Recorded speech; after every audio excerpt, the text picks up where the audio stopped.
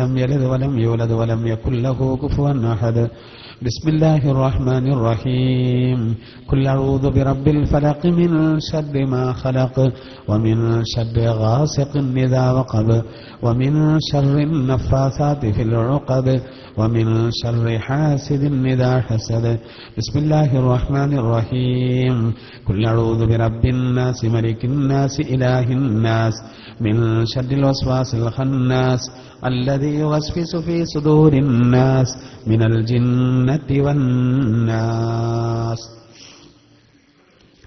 الحمد لله رب العالمين حمدا يوافي نعمه ويكافي مزيدا. اللهم صل على سيدنا محمد وعلى آل سيدنا مولانا محمد. اللهم أوصل وبلغ مثل ثواب ما قرأناه من القرآن العظيم. هذه هدية واصلة ورحمة نازلة وبركة شاملة أفضل منا إلى حضرة النبي المصطفى محمد صلى الله عليه وسلم. اللهم ثم إلى حضرات جميع الأنبياء والأولياء والعلماء والشهداء والصديقين والصالحين. اللهم زد لهم شرفا على شرفهم وفضلا على فضلهم وكرامة على كراماتهم. اللهم بحقهم وبجاههم يسر عسيرنا وسكل أمورنا واقض حوائجنا واشف أمراضنا وأد ديوننا يا ذا الجلال والإكرام. اللهم باركنا في جميع أمورنا خصوصا في أمرنا هذا يا رب العالمين. اللهم اجعل القرآن العظيم ربيع قلوبنا يا ذا الجلال والإكرام. اللهم اجعل القرآن العظيم لنا في القبر مونسا وفي القيامة شفيعا وعلى الصراط جوازا وفي الجنة رفيقا ومن النار سترا وحجابا. اللهم ربنا آتنا في الدنيا حسنة وفي الآخرة حسنة وقنا عذاب النار.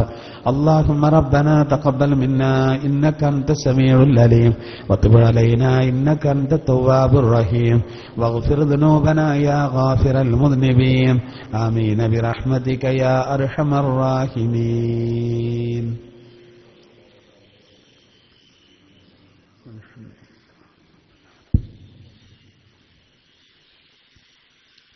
السلام عليكم ورحمة الله وبركاته.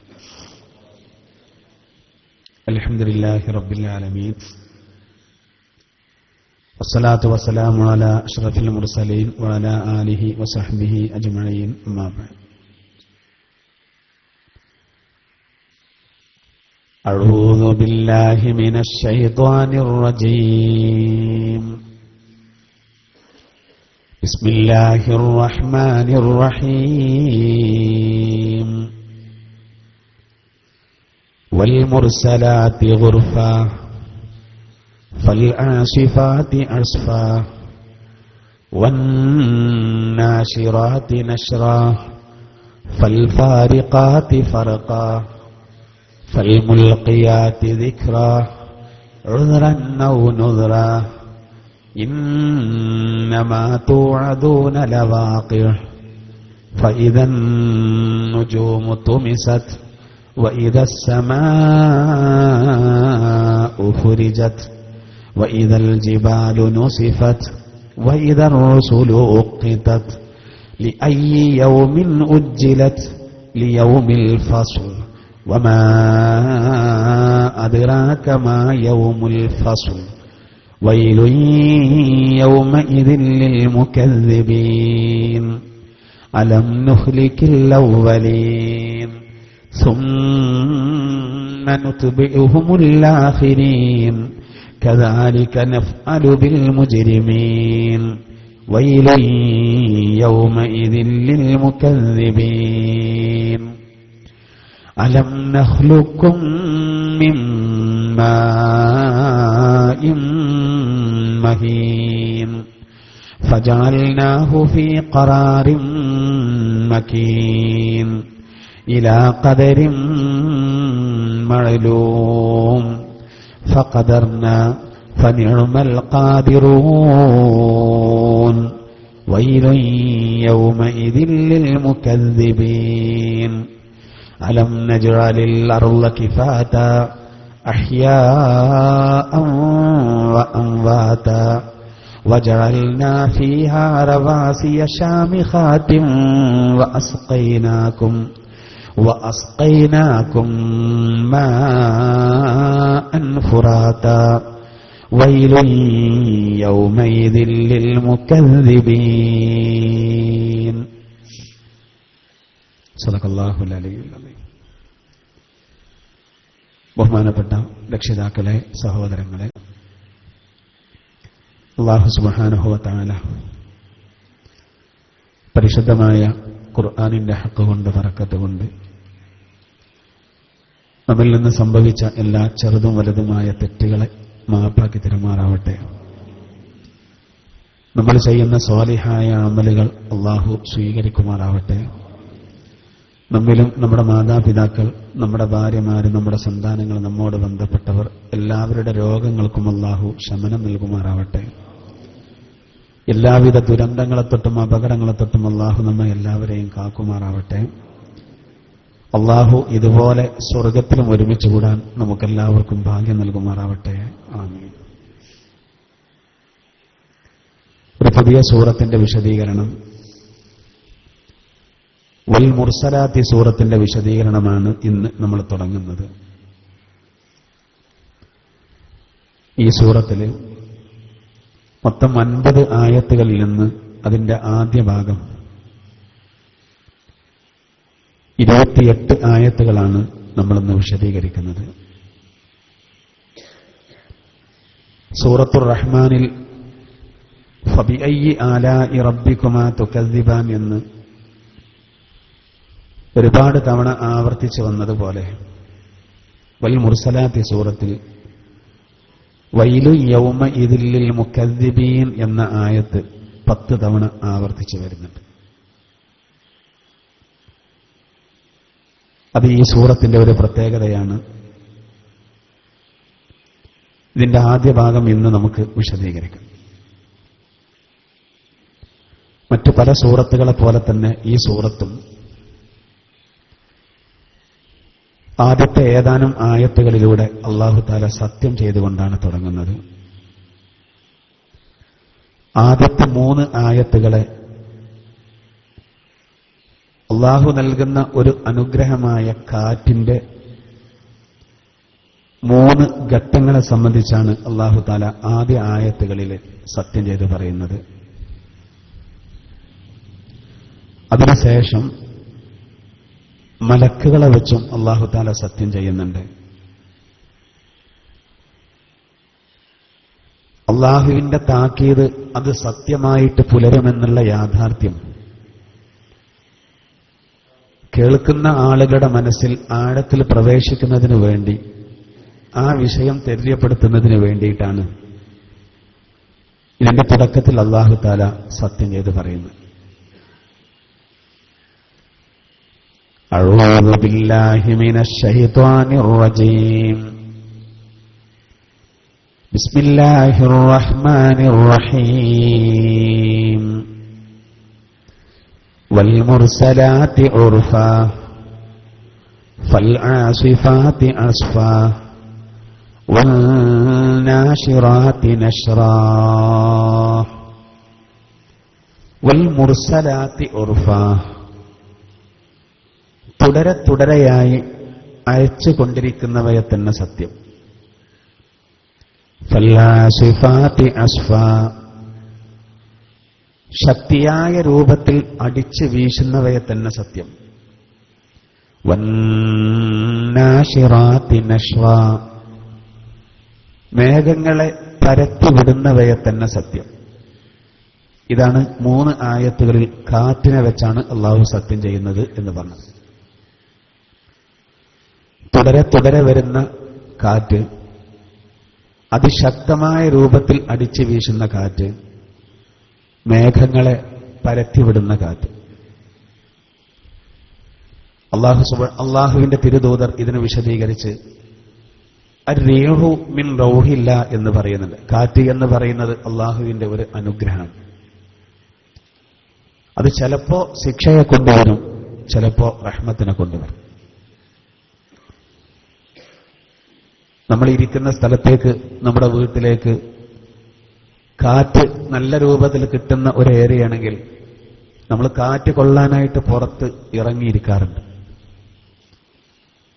ബുദ്ധിമുട്ടുകൾ ഉണ്ടാവാത്ത രൂപത്തിൽ ശിക്ഷയുടെ രൂപത്തിൽ അല്ലാതെ അനുഗ്രഹത്തിന്റെ കാറ്റ് എല്ലാവരും ഇഷ്ടപ്പെടും.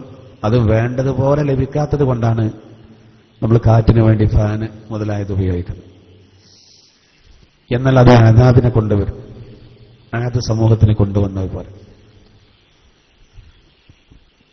അത്രത്തോളം ഇല്ലെങ്കിൽ ചെറിയൊരു കാറ്റ് അടിച്ചാൽ തന്നെ, അത്യാവശ്യം വലിയൊരു കാറ്റ് അടിച്ചാൽ ഒരുപാട് നാശനഷ്ടങ്ങളുണ്ടാവും. ജീവിതത്തെ വല്ലാതെ അത് ബാധിക്കും. ശക്തമായി അടിച്ചു വീശുന്ന കാറ്റിന്റെ അവസ്ഥ അങ്ങനെ. മേഘങ്ങളെ പരത്തിവിടുന്ന കാറ്റിനെ തന്നെ സത്യം. ആ കാറ്റ് നമുക്ക് ആവശ്യമാണ്. അതുകൊണ്ടാണ് മഴ വരുന്നത്. കാറ്റ് മേഘത്തെ ഇങ്ങനെ കൊണ്ടുവരാൻ, തെളിച്ചു കൊണ്ടുവരാണ്. ആ അനുഗ്രഹം ഖുർആനിൽ അല്ലാഹു വേറെ ആയത്തിലൂടെ പറയുന്നുണ്ട്. ചിലപ്പോൾ നമ്മുടെ ഏരിയയിൽ മഴക്കാറ് മൂടി അന്തരീക്ഷം മേഘാവൃതമായി, ഇപ്പോൾ മഴ പെയ്യുമെന്ന് നമ്മൾ പ്രതീക്ഷിച്ചു, കാറ്റടിച്ചു, കാര്യമായി ഒന്നും സംഭവിച്ചില്ല, ആ മഴക്കാറൊക്കെ എവിടെയോ നീങ്ങിപ്പോയി എന്ന് നമ്മൾ പറയും. നല്ല വരവ് വന്നു, നമ്മൾ പ്രതീക്ഷിച്ചു, പക്ഷെ മേഘത്തെ കാറ്റ് ഇളക്കി മറിച്ച് കൊണ്ടുപോയി. അത് അള്ളാഹ് ഉദ്ദേശം മറ്റൊരു സ്ഥലത്തേക്ക് കൊണ്ടുപോയി. അങ്ങനെ വേറെ എവിടെയോ അതുപോലെ മഴക്കാറ് വന്നത് ഇളക്കി മറിച്ച് നമ്മുടെ ഏരിയയിലേക്കും പടച്ചവൻ കൊണ്ടുവരുന്നുണ്ട്. ചിന്തിക്കുന്ന ആളുകൾക്ക് ഇത് വലിയൊരു ദൃഷ്ടാന്തമുണ്ട്. അതുകൊണ്ടാണ് അല്ലാഹു തആല മുർസലാത്ത് സൂറത്തിന്റെ ആദ്യ ഭാഗത്ത് തന്നെ ഈ അനുഗ്രഹത്തെ പറ്റി എടുത്തു പറഞ്ഞത്. പക്ഷെ നമ്മൾ ചിന്തിക്കാറില്ല. ചിന്തിക്കണം. അള്ളാന്റെ തൗഹീദ് ബോധ്യം വരാനാണ്. ഇതൊക്കെ നിയന്ത്രിക്കുന്നത്, എല്ലാം കൺട്രോൾ ചെയ്യുന്നത് അള്ളാഹുവാണ് എന്ന് ബോധ്യപ്പെടുത്താനാണ്. പിന്നീട് വീണ്ടും അള്ളാഹു പറയാൻ, ഫൽഫാരിഖാതി ഫർഖാ ഫൽമുൽഖിയാതി ദിക്റാ ഉദ്റൻ ഔ നുദ്റാ ഫൽഫാരിഖാതി ഫർഖാ, കാര്യങ്ങളെ വിവേചിച്ച് വേർതിരിക്കുന്നവയെ തന്നെ സത്യം. അതുകൊണ്ട് ഉദ്ദേശം മലക്കുകളാണ്. ഫൽമുൽഖിയാതി ദിക്റാ ഉദ്റൻ ഔ നുദ്റാ, ഒടികടിവ് നീക്കുന്നതിനും അല്ലെങ്കിൽ താക്കീതിനു വേണ്ടിയും ഉത്ബോധനത്തെ ഇട്ടുകൊടുക്കുന്നവയെ തന്നെ സത്യം. ജിബ്രീൽ അലൈഹിസ്സലാത്തു വസ്സലാമാണ് വിശുദ്ധ ഖുർആന്റെ വചനങ്ങൾ അല്ലാഹുവിന്റെ തിരുദൂതർക്ക് എത്തിച്ചു കൊടുക്കുന്നത്. ആ ജിബ്രീൽ എന്ന മലക്കിനോടുകൂടെ വേറെ ഒരുപാട് മലക്കുകൾ അകമ്പടി സേവിക്കും. അത് വിശുദ്ധ ഖുർആൻ കുറ്റമറ്റതാണ് എന്ന് അറിയിക്കാൻ വേണ്ടിയിട്ടാണ്. അള്ളാഹുവിന്റെ തിരുദൂതരുടെ അരികിലും അതുപോലെ മലക്കിന്റെ ചുറ്റുഭാഗത്തും വേറെ മലക്കുകൾ അകമ്പടി സേവിക്കും. അതേപോലെ തന്നെ ചില ആയത്തുകൾക്ക്, ചില സൂറത്തുകൾക്ക് 10,000-കണക്കിന് മലക്കുകൾ സ്പെഷ്യലായിട്ട് അകമ്പടി സേവിക്കും. അൻആം സൂറത്തിറങ്ങിയതുപോലെ, സൂറത്തുൽ ഫാത്തിഹ അവതരിച്ചതുപോലെ. അതുപോലെ 40,000 മലക്കുകളുടെ അകമ്പടിയോടുകൂടെ ഇറങ്ങിയ ആയത്തുകളുണ്ട്.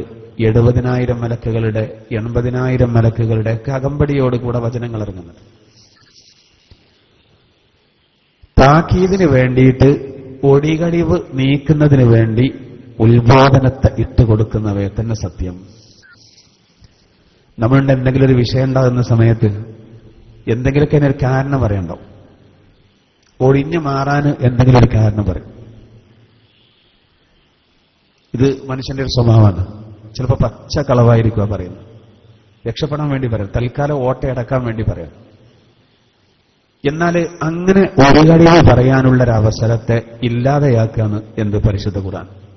ഞങ്ങൾ അറിഞ്ഞില്ല എന്ന് പറയാനുള്ളൊരവസരം ഉണ്ടാവില്ല എന്നല്ല. അങ്ങനെ പറയാനുള്ള അവസരം ഉള്ളവരുണ്ട്, അഹ്റാഫിന്റെ ആൾക്കാർ. ഇപ്പൊ ഇസ്മായിൽ നബി അലൈഹിസ്സലാത്തു വസ്സലാമിന്റെ ശേഷം അറേബ്യയിൽ ഒരുപാട് നൂറ്റാണ്ടുകൾ പ്രവാചകന്മാരില്ലാതെ പോയിട്ടുണ്ട്. സൂറത്ത് യാസീനിൽ അള്ളാഹു ആ കാര്യം പറയുന്നുണ്ട്. അവർ ശിക്ഷിക്കപ്പെടൂല, കാരണം അവർക്ക് സന്ദേശം കിട്ടിയിട്ടില്ല.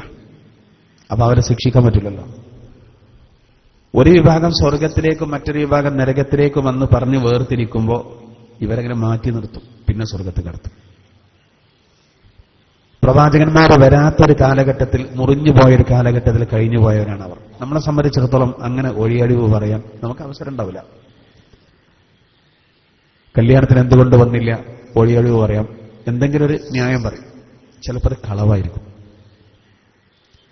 പരീക്ഷയിൽ തോറ്റാൽ കുട്ടികൾ എന്തെങ്കിലും അതിനൊരു കാരണം കണ്ടെത്തും.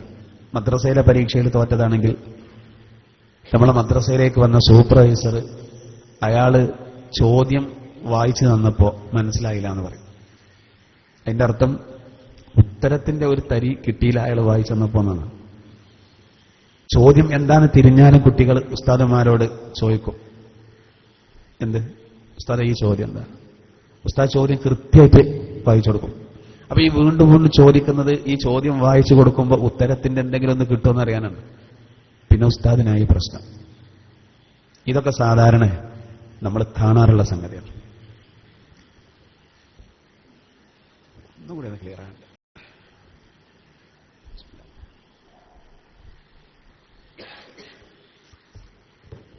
എന്നാൽ നാളെ പരലോകത്ത് ഒരു കാരണവശാലും അതിനുള്ള ഒരു ചാൻസ് ഉണ്ടാവില്ല.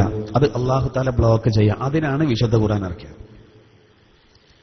മാത്രമല്ല താക്കീദിന് വേണ്ടിയിട്ടാണ്, മുന്നറിയിപ്പ് നൽകുകയാണ്, അള്ളാഹു വാണിംഗ് നൽകുക.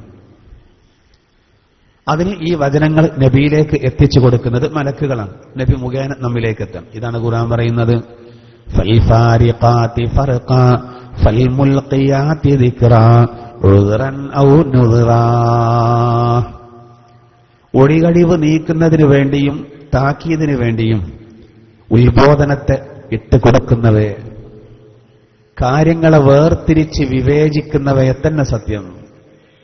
ഉമറുൽ ഫാറൂഖ് റളിയല്ലാഹു അൻഹു ഫാറൂഖാകാൻ കാരണം എന്താ? സത്യത്തെയും അസത്യത്തെയും വേർതിരിച്ചു എന്നാണ്. നബൂവത്തിന്റെ അള്ളാഹുവിന്റെ തിരുദൂതർക്ക് നബൂവത്ത് ലഭിച്ച ഉടനെ മക്കയിൽ കഠിനമായ പ്രയാസങ്ങളായിരുന്നു അള്ളാന്റെ തിരുദൂതർക്ക് നേരിട്ടത്. അപ്പൊ ഈ ഖുർആന്റെ വചനങ്ങൾ പരസ്യമായിട്ട് ഓതാൻ പറ്റിയിട്ടില്ലായിരുന്നു. ശത്രുക്കൾ പ്രകോപിതരാകും. എന്നാൽ ഉമറുൽ ഫാറൂഖ് റളിയല്ലാഹു അൻഹു ഇസ്ലാം സ്വീകരിച്ചതിന്റെ ശേഷമാണ് പരസ്യമായിട്ട് ഓതാനുള്ള ഒരു അവസരം ലഭിച്ചത്. ഹംസ റളിയല്ലാഹു അൻഹു, അതുപോലെ തന്നെ അലി ഇബ്നു അബീ ത്വാലിബ് റളിയല്ലാഹു അൻഹു, ഇവരുടെയൊക്കെ സാന്നിധ്യം അള്ളാഹുവിന്റെ തിരുദൂതർക്ക് വല്ലാതെ ധൈര്യം നൽകി, ആത്മധൈര്യം നൽകി. ഉമർ റളിയല്ലാഹു അൻഹു നബിയോട് ചോദിച്ചു, നബിയെ ഇത് പരസ്യപ്പെടുത്തണ്ടേ? അതെ ഉമറെ, പരസ്യപ്പെടുത്തണം. പക്ഷെ സാഹചര്യം ശരിയായിട്ടില്ല. പക്ഷെ ധീരനായ ഉമറുൽ ഫാറൂഖ് റളിയല്ലാഹു അൻഹു കാരണം ഇത് പരസ്യപ്പെടുത്താൻ കഴിഞ്ഞു എന്നുള്ളതാണ്. അദ്ദേഹം അത്രക്കും ധീരനായിരുന്നു. ശത്രുക്കൾക്കറിയാം അദ്ദേഹത്തിന്റെ കഴിവ്. അതുകൊണ്ട് അവരൊന്ന് അടങ്ങി. എന്തായിരുന്നാലും അള്ളാഹുവിന്റെ ഈ ഉത്ബോധനം, അള്ളാഹുവിന്റെ അറിയിപ്പുകൾ, അവന്റെ കൽപ്പനകൾ, ഇത് സത്യാസത്യ വിവേചനമാണ്. വിശുദ്ധ ഖുർആനിൽ തന്നെ അള്ളാഹു തആല ഒട്ടേറെ ആയത്തുകളിലൂടെ അതിനെപ്പറ്റി പറയുന്നുണ്ട്. എന്തിനാണ് പരിശുദ്ധ ഖുർആനിനെ അള്ളാഹു ഇറക്കിയത് എന്ന് ഖുർആൻ പറയുന്നുണ്ടല്ലോ. ഹുദൽ ലിന്നാസ് വബയ്യിനാതിൻ മിനൽ ഹുദാ വൽ ഫുർഖാൻ. അള്ളാഹു തആല സൂറത്തുൽ ബഖറയിൽ പറയുന്നുണ്ട്, ജനങ്ങൾക്ക് മുഴുവനും ഇത് വഴികാട്ടിയാണ്. മാത്രമല്ല അതോടുകൂടെ വബയ്യിനാതിൻ മിനൽ ഹുദാ വൽ ഫുർഖാൻ, ഇത് സത്യാസത്യ വിവേചനമാണ്. സത്യത്തെയും അസത്യത്തെയും വേർതിരിക്കുന്ന ഗ്രന്ഥമാണ് വിശുദ്ധ ഖുർആൻ എന്ന് അല്ലാഹു സുബ്ഹാനഹു വ തആല പറയുന്നു. അപ്പൊ ഇവിടെ അല്ലാഹു തആല ആദ്യത്തെ 5 ആയത്തുകളിലൂടെ സത്യം ചെയ്ത് പറയണം. ആദ്യത്തെ 3 ആയത്തുകളിൽ കാറ്റിനെ സംബന്ധിച്ചും പിന്നീട് മലക്കുകളെ സംബന്ധിച്ചും. എന്നിട്ട് എന്താ സ്ഥിരപ്പെടുത്തുന്നത്? ഇന്നമാ തുഅദൂന ലവാഖിഅ്. അല്ലാഹു പറയുന്നു, ഇന്നമാ തുഅദൂന ലവാഖിഅ്, നിങ്ങളോട് താക്കീത് ചെയ്യപ്പെട്ടത് അത് സംഭവിക്കുക തന്നെ ചെയ്യുന്നതാണ്. അള്ളാഹുവിന്റെ ഒരു താക്കീതുണ്ട്. ഈ പ്രപഞ്ചത്തിനൊരു തകർച്ചുണ്ട്, എന്നിട്ടൊരു ഉയർത്തിയെഴുന്നേൽപ്പുണ്ട്. അങ്ങനെ ഒരുപാട് കാര്യങ്ങൾ. അതിനു മുമ്പ് ദുന്യാവിൽ നിന്ന് തന്നെ ചിലപ്പോൾ ശിക്ഷ ലഭിക്കും, ഖബറിൽ നിന്ന് ശിക്ഷ ലഭിക്കും, നാളെ പരലോകത്ത് വലിയ ശിക്ഷ ലഭിക്കും.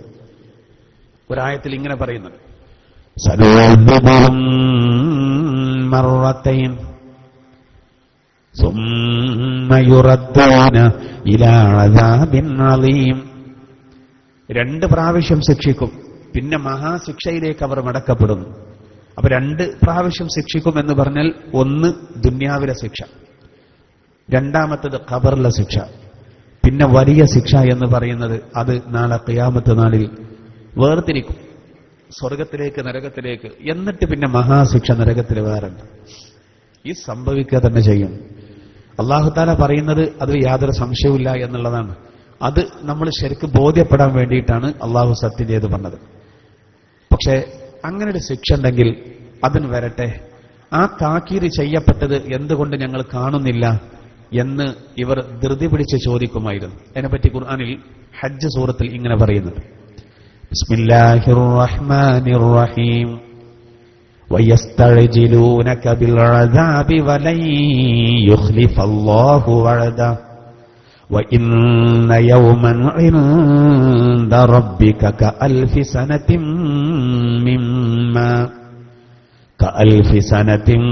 مِّمَّا تَعُدُّونَ. അല്ലാഹു സുബ്ഹാനഹു വതആല പറയാം, വയസ്തഅ്ജിലൂനക ബിൽ അദാബ്, അവർ ശിക്ഷയെ അങ്ങയോട് ധൃതി പിടിച്ച് ചോദിക്കും. അപ്പൊ ഇവിടെ പറഞ്ഞല്ലോ താക്കീത് ചെയ്യപ്പെട്ടത് വരിക തന്നെ ചെയ്യും. അപ്പൊ ഇവര് പറയാണ്, അങ്ങനെ വരുന്നുണ്ടെങ്കിൽ മുഹമ്മദ് ഒന്ന് കാണിച്ചുകൊണ്ടാ, ആ ശിക്ഷ ഞങ്ങളൊന്ന് കാണട്ടെ. ഇവര് പറയാം, വലൻ യുഖ്ലിഫല്ലാഹു വഅദഹു, അല്ലാഹു തന്റെ വാഗ്ദത്തത്തെ ഒരിക്കലും ലംഘിക്കുകയില്ല. അല്ലാഹു പറയാണ്, അങ്ങയോട് നബിയെ അവർ എവിടെ ശിക്ഷ, അതിനെ ധൃതി പിടിച്ച് ചോദിക്കും. ഇത് വരട്ടെ എന്ന് പറയും. അവരോട് പറഞ്ഞു കൊടുക്കണെന്ത്, അല്ലാഹു തന്റെ വാഗ്ദത്തം ഒരിക്കലും എന്തെങ്കിലും ലംഘിക്കൂല. ഒരു വാക്ക് പറഞ്ഞാൽ സംഭവിക്കണേ. وَإِنَّ يَوْمًا عِندَ رَبِّكَ كَأَلْفِ سَنَةٍ مِّمَّا تَعُدُّونَ. തീർച്ചയായിട്ടും നിന്റെ രക്ഷിതാവിന്റെ അരികെ ആ ദിവസം നിങ്ങൾ ഇന്ന് എണ്ണുന്ന ആയിരം വർഷത്തെ, അള്ളാഹു പറയാണ്, അന്നത്തെ ഒരു ദിനം ഇന്നത്തെ 1000 വർഷത്തിന്റെ ദൈർഘ്യമായിരിക്കും. നിങ്ങൾ ചോദിക്കുന്നുണ്ടല്ലോ ആ ശിക്ഷ വരട്ടെ എന്ന്. അന്നത്തെ ആ ശിക്ഷയുടെ ഗൗരവം കാരണം ഈ ആളുകൾക്ക് അന്ന് തോന്നും ഇന്നത്തെ 1000 വർഷത്തിന്റെ നീളം അന്നത്തെ ഉറച്ച ദിവസത്തിനുണ്ട്.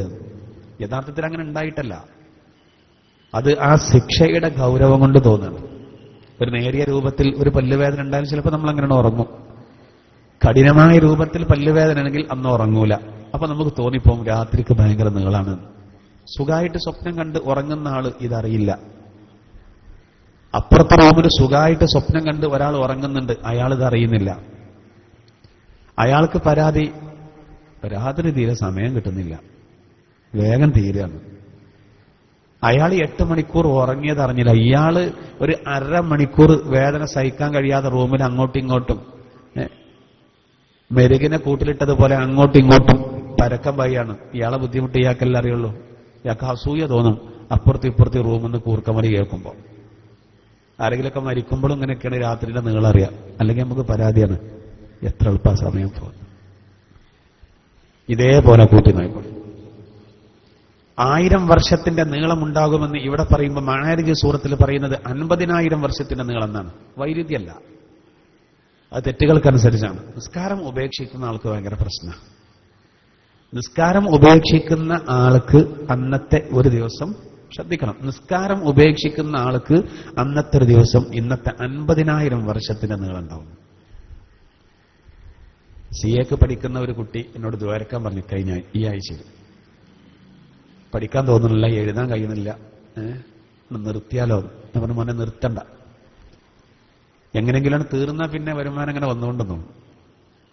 അപ്പൊ ഞാൻ പറഞ്ഞു, ഒരു കാര്യം ചെയ്യാം, നിസ്കാരത്തിന്റെ കാര്യത്തിൽ വളരെ ശ്രദ്ധിച്ചാൽ ഒരു പ്രശ്നം ഉണ്ടാവില്ല. അപ്പോൾ വളരെ കൂളായിട്ട് എന്നോട് പറഞ്ഞു, സുബഹി നിസ്കരിക്കലില്ല, ബാക്കിയൊക്കെ നിസ്കരിക്കലുണ്ട്. അതിനുശേഷം മോനെ സുബഹിക്ക് എന്താ പ്രശ്നം എന്ന് ചോദിച്ചു. അത് രാത്രി കുറെ എഴുതാനൊക്കെ ഉണ്ടാവും, വളരെ വൈകിയാണ് കിടക്കല്, പിന്നെ സുബഹിക്ക് എഴുന്നേൽക്കാൻ കഴിയൂല. ചോദിച്ചു, മോനെ അലാറം വെച്ചാൽ പോരെ ചോദിച്ചു. അപ്പൊ കുട്ടി പറഞ്ഞു, അത് കഴിയൂല. നമുക്ക് അറ്റൻഡറായിട്ട് പറയാണ് ഉള്ള സത്യം. ഞാൻ പറഞ്ഞൊരു കാര്യം ചോദിച്ചു, മൊബൈൽ ഓഫാക്കരുത്, സുബഹിക്ക് ഞാൻ വിളിച്ചുകൊണ്ടാണ്, ഞാൻ നമ്പറൊന്ന് തന്നാൽ മതിയാണ്. അപ്പൊ എന്നോട് പറഞ്ഞു, ഞാൻ അലാറം വെക്കലുണ്ട്, അത് പിന്നെ ആ ഉറക്കത്തിലാണ് ഓഫാക്കലാണ്. നിങ്ങൾ വിളിക്കണ്ടെന്നാണ് അതിന്റെ അർത്ഥം. സംഭവം നമുക്ക് നിസ്കരിക്കാൻ സൗകര്യമില്ല. ഞാൻ ദ്വാരക്കും വേണോ പരീക്ഷയിൽ ജയിക്കാൻ. ഞാൻ പറഞ്ഞു, മോനെ ഇന്ന് നിനക്കൊരു അറ്റാക്ക് ഉണ്ടായിട്ട്, ഒരു നെഞ്ചുവേദന ഉണ്ടായിട്ട് ഡോക്ടറെ അടുത്ത് പോയി, ഡോക്ടർ പറയാണ് വ്യായാമത്തിന്റെ കുറവാണ് ഇപ്പോൾ പ്രശ്നം, അതുകൊണ്ട് നാളെ കാലത്ത് ഒരു 4 മണിക്കെങ്കിലും എഴുന്നേറ്റ് ഒരു 3 കിലോമീറ്ററെങ്കിലും നിർബന്ധമായിട്ട് നടക്കണം, ഇല്ലെങ്കിൽ അടുത്ത 2 വേദന ഉടനെ വരും, അടിച്ചു പോവും. എന്ന് ഡോക്ടർ ഉറപ്പിച്ച് തറപ്പിച്ച് പറഞ്ഞാൽ നാളെ രാവിലെ എത്ര നേരം വൈകി കിടന്നാലും 4 മണിക്ക് എഴുന്നേൽക്കുമെന്ന് ചോദിച്ചാൽ അതിലൊരു ശരി ഞാൻ നിസ്കരിച്ചുകൊണ്ട് കാരണം വെറുതെ പറയാണ് സഹോദര, കഴിയൂല അറിയൂല എന്നൊക്കെ നമ്മൾ വേണമെന്നുണ്ടെങ്കിൽ നമ്മൾ എഴുന്നേൽക്കും. ഇതിപ്പോ ഈ ആഴ്ചയിൽ ഒരു കുട്ടി പറഞ്ഞതാണ് ഞാൻ പറയുന്നത്, ചെറിയ കുട്ടിയല്ലല്ലോ ഇത്. വളരെ ശ്രദ്ധിക്കണം, നിസ്കാരത്തിന്റെ കാര്യത്തിൽ അതീവ ശ്രദ്ധ വേണം. കാരണം നിസ്കാരം 5 നേരം ഒഴിവാക്കിയാൽ അവനിക്ക് നാളെ ലഭിക്കുന്ന ശിക്ഷ കാരണം അവനിക്ക് തോന്നിപ്പോകും അന്നത്തെ ഒരു ദിവസം ഇന്നത്തെ 50,000 വർഷമാണെന്ന്. അത്ര നീളണ്ട്, അത്രക്കും വലിയ അദാബാണെന്നാണ്. അള്ളാഹു നമ്മളെ കാത്തുരക്ഷിക്കുമാറാവട്ടെ. എന്നാൽ അതേ സമയത്ത് ചില ആളുകൾക്ക് ഇന്നത്തെ 1000 വർഷത്തിന്റെ നീളാണ് അന്നത്തെ ഒരു ദിവസത്തിൽ തോന്നുക. അത് ആദ്യം പറഞ്ഞ അത്ര തന്നെ ഗൗരവമില്ലാത്തവനാണ്. ഇങ്ങനെ മാറിക്കൊണ്ടിരിക്കുന്നതാണ്. അപ്പൊ അള്ളാഹു പറയുന്നത് അവർ ശിക്ഷയെ ഇങ്ങനെ ധൃതി പിടിച്ച് ചോദിക്കും. എന്നാൽ അതേ സമയത്ത് ആ ശിക്ഷ വരുമെന്ന് നബിയെ താങ്കൾ അവരോട് പറയുക, അത് വന്നാൽ അന്നത്തെ ഒരു ദിവസത്തിന് ഇന്നത്തെ അവർ കണക്കാക്കുന്ന 1000 വർഷത്തിന്റെ ദൈർഘ്യമുണ്ടാകും. അതുതന്നെയാണ് ഇവിടെയും ഒറ്റവാക്കിൽ സൂചിപ്പിക്കുന്നത്, സത്യം ചെയ്തുകൊണ്ട് പറയുന്നത് ഇന്നമാ തൂണദൂന ലവാഖിഅ, തീർച്ചയായും അവരോട് താക്കീത് ചെയ്യപ്പെട്ടത് സംഭവിക്കുക തന്നെ ചെയ്യുന്നതാണ്. അത് എന്തായിരുന്നാലും സംഭവിക്കും, അത് വരുമെന്നുള്ള കാര്യത്തിൽ യാതൊരു സംശയവുമില്ല. പക്ഷെ മനുഷ്യന്മാർ അതിനെപ്പറ്റി അശ്രദ്ധവാന്മാരാണെന്ന്. ഇനി അത് വരുന്ന ആ ദിവസത്തിലേക്ക് സൂചിപ്പിക്കുന്ന ഏതാനും കാര്യങ്ങൾ പറയാം. ഫൈദൻ നുജൂമു തുമിസത് വഇദസ് സമാഉ ഫുരിജത് വഇദൽ ജിബാലു നുസിഫത് വഇദർ റുസുലു ഉഖിതത് ലിഅയ്യി യൗമിൻ ഉജ്ജിലത് ലിയൗമിൽ ഫസ്ൽ വമാ അദ്റാക മാ യൗമുൽ ഫസ്ൽ വൈലു യൗമഇദിൽ ലിൽമുകദ്ദിബീൻ. അല്ലാഹു പറയുന്നു ഫൈദൻ നുജൂമു തുമിസത്, നക്ഷത്രങ്ങൾ അതിന്റെ പ്രകാശം മായ്ക്കപ്പെട്ടാൽ, വഇദസ് സമാഉ ഫുരിജത്, ആകാശം പിളർത്തപ്പെടുകയും ചെയ്താൽ, വഇദൽ ജിബാലു നുസിഫത്, വഇദൽ ജിബാലു നുസിഫത്, പർവ്വതങ്ങൾ അത് പൊടിക്കപ്പെടുകയും ചെയ്താൽ, വഇദർ റസൂലു ഉഖിതത്, പ്രവാചകന്മാർ ഒരുമിച്ച് കൂട്ടപ്പെടുകയും ചെയ്താൽ, ലിഅയ്യി യൗമിൻ ഉജ്ജിലത്, ഏതൊരു ദിവസമാണ്, ഏതൊരു ദിവസത്തിലേക്കാണ് അവധി നിശ്ചയിക്കപ്പെട്ടത്, ലിയൗമിൽ ഫസ്ൽ, അത് തീരുമാനത്തിന്റെ ദിവസമാണ്. വമാ അദ്റാക മാ യൗമുൽ ഫസ്ൽ, തീരുമാനത്തിന്റെ ദിനമെന്ന് പറഞ്ഞാൽ താങ്കൾക്ക് അറിവ് ലഭിച്ചതെന്താണ് നബിയെ? വൈലു യൗമഇദിൽ ലിൽമുകദ്ദിബീൻ, സത്യത്തെ വ്യാജമാക്കുന്ന ആളുകൾക്ക് അന്നേ ദിവസം വമ്പിച്ച ശിക്ഷയുണ്ട്. ഇവിടെ ഈ അള്ളാഹു താക്കീത് ചെയ്ത ദിവസം ഏതാണ് എന്നാണ് അതിന്റെ അവസ്ഥ പറയാണ്. നക്ഷത്രങ്ങൾ മായ്ക്കപ്പെടുന്ന, നക്ഷത്രങ്ങൾ ആകാശത്ത് വാരി വിതറിയ വിളക്കുകളെപ്പോലെ സൂറത്തുൽ മുൽക്കിൽ അള്ളാഹു പറഞ്ഞു. പരകോടി നക്ഷത്ര കൂട്ടങ്ങൾ അള്ളാഹു സുബ്ഹാനഹു വ തആല ആകാശത്ത് സംവിധാനിച്ചിട്ടുണ്ട്. അതുകൊണ്ടുള്ള ഇപ്പൊ ഭൂമിയിൽ നിന്നൊരു 650 കിലോമീറ്റർ മുകളിലായി ഭ്രമണപഥത്തിൽ ഇന്ത്യ അയച്ച റോക്കറ്റ് ഇപ്പൊ എത്തിക്കഴിഞ്ഞു. എന്നിട്ട് ഇനി അത് ഒരുപാട് ഒരു 5 കൊല്ലത്തിനിടയിൽ നക്ഷത്രങ്ങളെ സംബന്ധിച്ചും മറ്റുമൊക്കെ ഒരുപാട് വിവരങ്ങൾ നമുക്ക് നൽകുമെന്നാണ് ഇന്ത്യയിലെ ശാസ്ത്രജ്ഞന്മാർ പറയുന്നത്. നമ്മൾ അമേരിക്കയോടും റഷ്യയോടും ജപ്പാനോടും യൂറോപ്യൻ യൂണിയനോടും നമ്മളിപ്പോൾ കടപിടിക്കുന്ന രൂപത്തിൽ നമ്മൾ എത്തി എന്നാണ് നമ്മുടെ ശാസ്ത്രജ്ഞന്മാർ അവകാശപ്പെടുന്നത്. ഈ പ്രപഞ്ചത്തിൽ ഒരുപാട് നിഗൂഢതകളുണ്ട്. നക്ഷത്രങ്ങൾ, ഒരുപാട് വലുപ്പമുള്ള നക്ഷത്രങ്ങൾ, ഭൂമിയേക്കാൾ വലുപ്പമുള്ള നക്ഷത്രങ്ങൾ, അങ്ങനെയുള്ള കോടാനകോടി നക്ഷത്രങ്ങൾ. അപ്പൊ പ്രവിശാലമായ ആകാശം ഒന്ന് ചിന്തിച്ചു നോക്കൂ. ആ നക്ഷത്രങ്ങളുടെ പ്രകാശം മായ്ക്കപ്പെടുന്ന ഒരു സന്ദർഭമുണ്ട് എന്നാണ് അള്ളാഹു പറയുന്നത്. പിന്നെ പറയുന്നത് വഇദസ് സമാഉ ഫുരിജത്, തുടർന്ന് അള്ളാഹു പറയുന്നു വഇദസ് സമാഉ ഫുരിജത്, ആകാശം പിളർത്തപ്പെടുകയും ചെയ്താൽ, കോടിമുട്ടയുടെ തോട് പോലൊക്കെ തോന്നും നമുക്ക് ആകാശം കണ്ടാൽ. എവിടെ നിന്ന് നോക്കുമ്പോഴും ഒരു കുബ്ബ പോലെ തോന്നും, നമുക്ക് കുബ്ബ പോലെ തോന്നും. നമ്മൾ നിൽക്കുന്ന ഭാഗം ആകാശം കുറെ ഉയരത്തിലും പിന്നെ അവിടെ തട്ടി മറ്റൊടത്ത് തട്ടി 4 ഭാഗങ്ങളിൽ തട്ടി നിൽക്കുന്നു എന്ന് തോന്നിപ്പോ. എവിടെ നിന്ന് നോക്കിയാലും അങ്ങനെ നമുക്ക് അനുഭവപ്പെടുന്നു.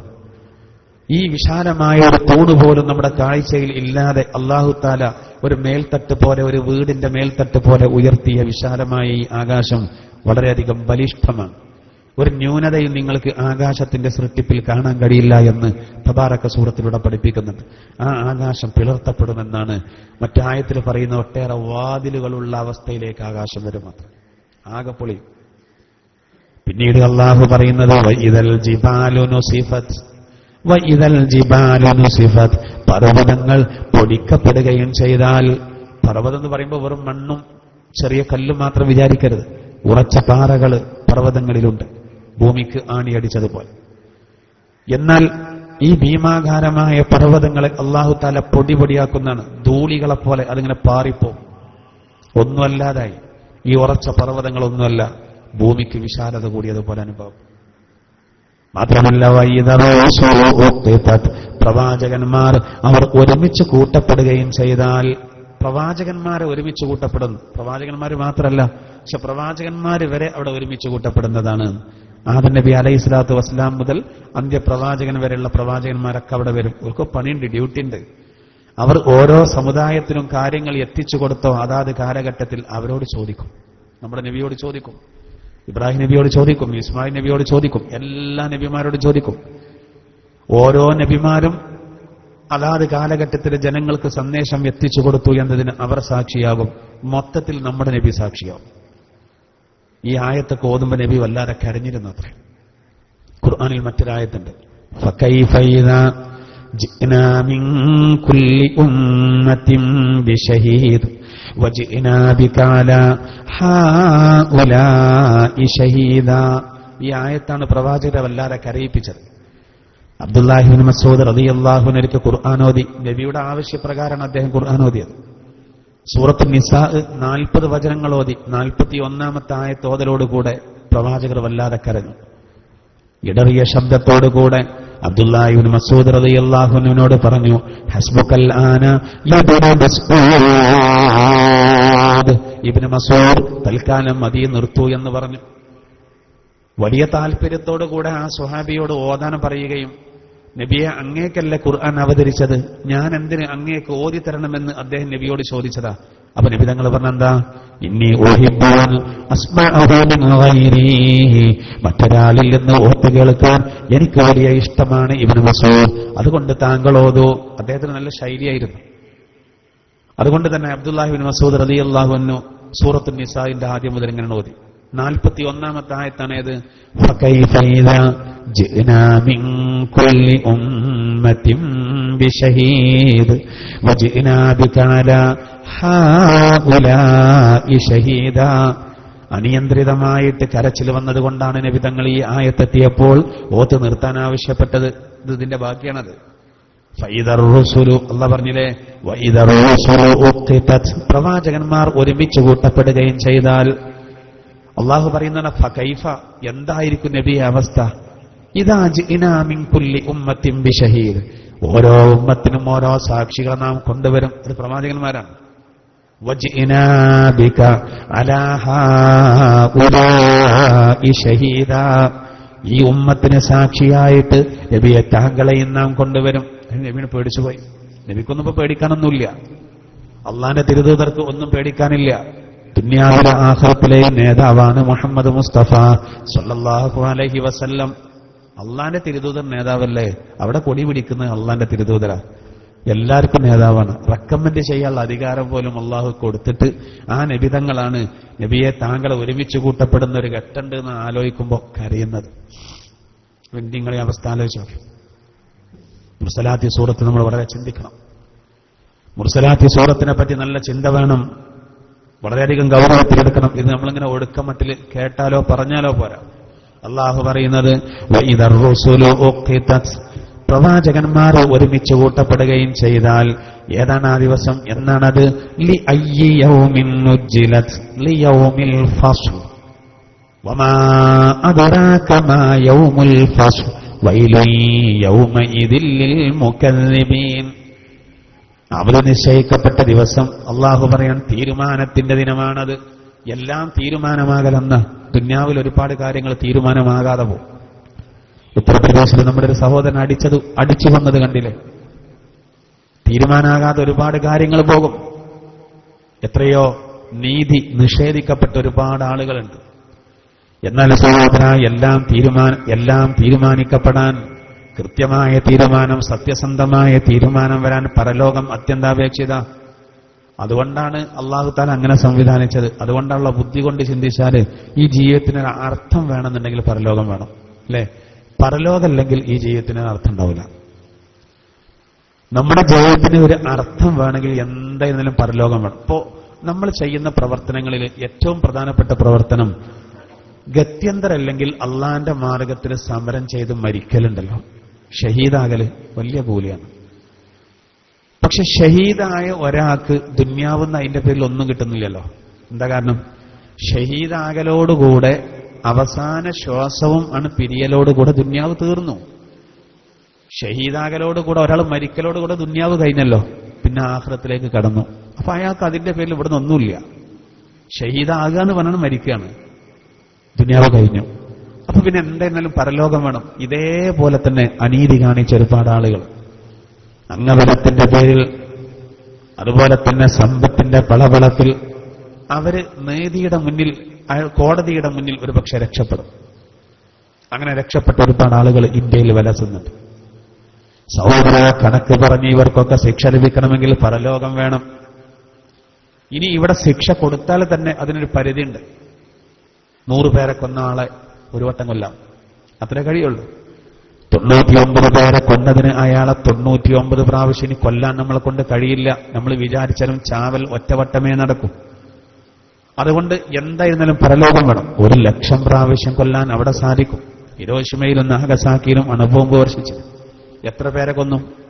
അതിന് നേതൃത്വം കൊടുത്ത ആളുകളെ അത്ര പ്രാവശ്യം കൊല്ലണമെങ്കിൽ പരലോകം തന്നെ വേണം, അല്ലെങ്കിൽ കഴിയൂല. അതുകൊണ്ടാണ് തീരുമാനമാകുമെന്ന് പറഞ്ഞത്. മാത്രമല്ല മുഅ്മിനീങ്ങളായ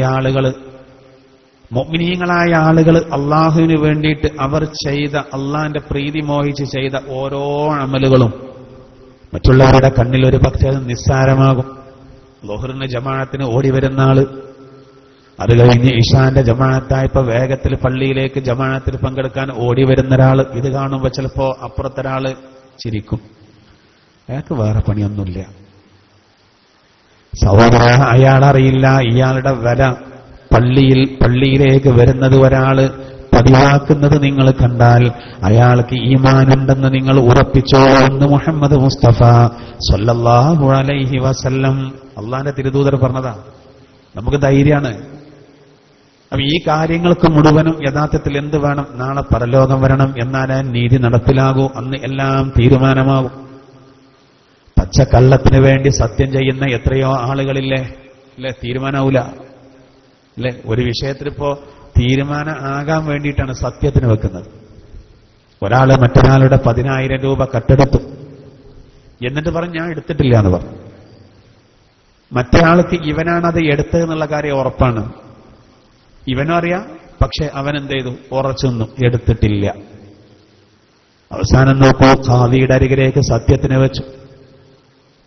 ഖാദി വിളിച്ചിട്ട് അവരോട് പറയും, അവിടെ പ്രതിയായിട്ട് ആരോപിക്കപ്പെടുന്ന ആളോട് പറയും, മോനെ എടാ സത്യം തുറന്നു പറഞ്ഞോളാ. ഇല്ല ഉസ്താദേ, ഞാൻ സത്യം ചെയ്ത് പറയാം, ഞാൻ പഠിച്ചവനെ വെച്ച് സത്യം ചെയ്യും, ഞാൻ അവന്റെ 10,000 എടുത്തിട്ടില്ല. ഓ, അവനാണ് എടുത്തത്. എടാ സത്യം എന്ന് പറഞ്ഞ ഒരു കുട്ടിക്കളിയല്ല, എനിക്കറിയാം ഉസ്താദേ, ഞാൻ സത്യം ചെയ്യാൻ തയ്യാറാണ്, ഞാൻ അവന്റെ പൈസ എടുത്തിട്ടില്ല. മറ്റവൻ പറയുന്നു അവനെന്നെയാണ് ഉസ്താദെ എടുത്തത്. എന്നാ പിന്നെ വെള്ളിയാഴ്ച ഞങ്ങൾ പള്ളിയിലേക്ക് വരും. എടുത്തിട്ടില്ല എന്ന് പറയുന്ന ആൾ കൂളായിട്ട് പള്ളിയിലേക്ക് വരാം. ഉസ്താദ് ഒന്നുകൂടെ പറഞ്ഞു, മോനേടാ നല്ല ശ്രദ്ധിച്ച് സത്യം ചെയ്യണം, ഇത് ഗുരുതരമായ പ്രശ്നമുള്ള കാര്യമാണ്. ഞാൻ സത്യം ചെയ്യാം, എനിക്ക് പ്രശ്നമല്ല. ശരി.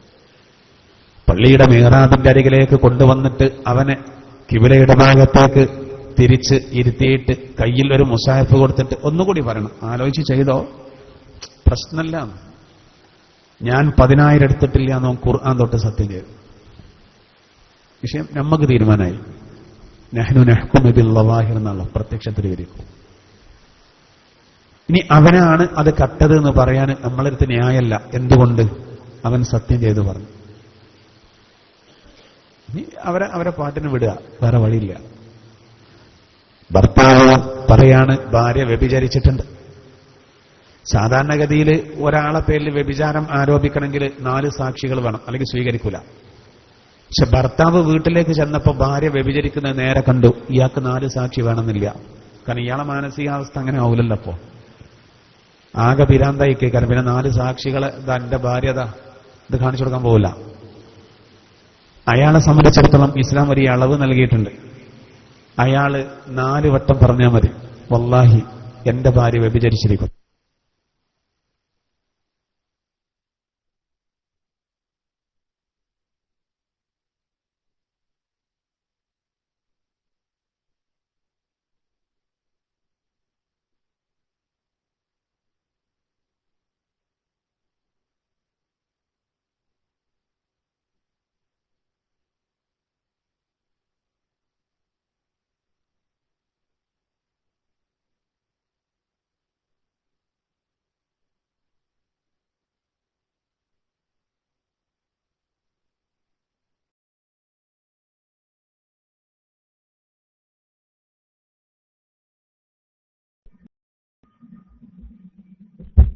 അസ്സലാമു അലൈക്കും വറഹ്മത്തുള്ളാഹി തആല വബറകാതുഹു. ഇൻഷാ അല്ലാഹ് പിന്നെ ഉടനെ മൈക്കിൽ വരും. ഓക്കെ ഇൻഷാ അല്ലാഹ്. നമ്മ ആരെയുടെ നമ്മളെ പഠിച്ചിട്ടുണ്ട്. ഇൻഷാ അല്ലാഹ് തെരഞ്ഞെടുപ്പൊക്കെ അല്ലേ, അപ്പൊ നമ്മള് പിന്നെ ലീഗിനൊന്ന് കളിപ്പിക്കാൻ കരുതിയോ പോയി ആരെയായിരുന്നേ റെഡിയാ. ഓക്കെ ഇൻഷാ അല്ലാഹ്. അതെല്ലാം റെഡിയാണ്. നിങ്ങൾ റൈസാൻ ചെയ്യും വരികയാണെങ്കിൽ ഏതായാലും ഇൻഷാ അല്ലാഹ്. പിന്നെ ടീമിന്റെ മഴ ഉണ്ട്. മഴ ഞാനിപ്പോ വീട്ടിൽ വിളിച്ചപ്പോ പറഞ്ഞു ഭയങ്കര മഴ ഉണ്ട്. ഓക്കെ ഇൻഷാ അല്ലാഹ്.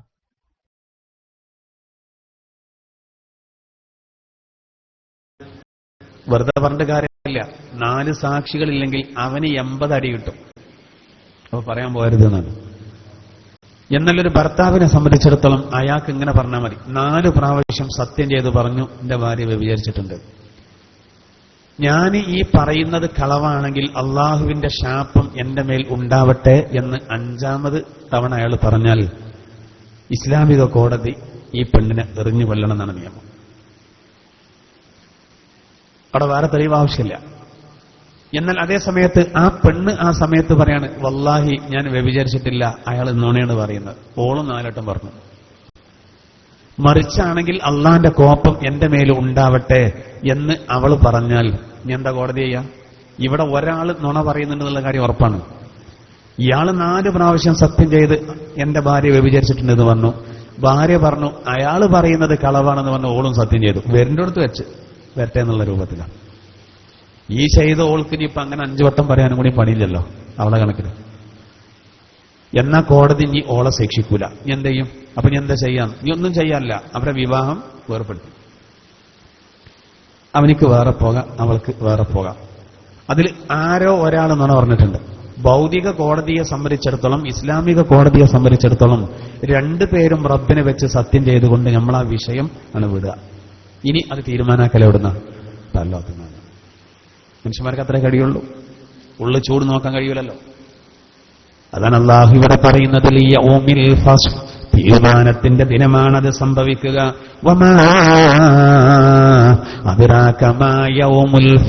തീരുമാനത്തിന്റെ ദിനം എന്താണെന്നറിയുമോ? സത്യത്തെ നിഷേധിക്കുന്ന ആളുകൾക്ക്, വ്യാജമാക്കുന്ന ആളുകൾക്ക് അന്ന് ഒപ്പിച്ച നാശമുണ്ട്. അള്ളാഹു നമ്മളെ കാക്കുമാറാവട്ടെ. വൈൽ നമ്മൾ നേരത്തെ പറഞ്ഞതാണ്. വൈൽ എന്ന് പറഞ്ഞാൽ ഇവിടെ 10 പ്രാവശ്യം അള്ളാഹു പറയുന്നുണ്ട്.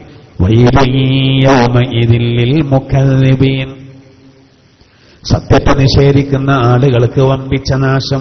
വൈൽ ഓർമ്മ ഉണ്ടാവും. വൈലുല്ലികുല്ലി ഹുമസത്തിൽ ലുമസ, വൈലുല്ലികുല്ലി അഫ്ഫാകിൻ നസീം, വൈലുല്ലിൽ മുതഫ്ഫിഫീൻ, വൈലുല്ലിൽ മുസല്ലീൻ. അല്ലാഹു തആല ഖുർആനിൽ പല രൂപത്തിലും ഒരുപാട് ഈ കാര്യങ്ങൾ പറയുന്നുണ്ട്.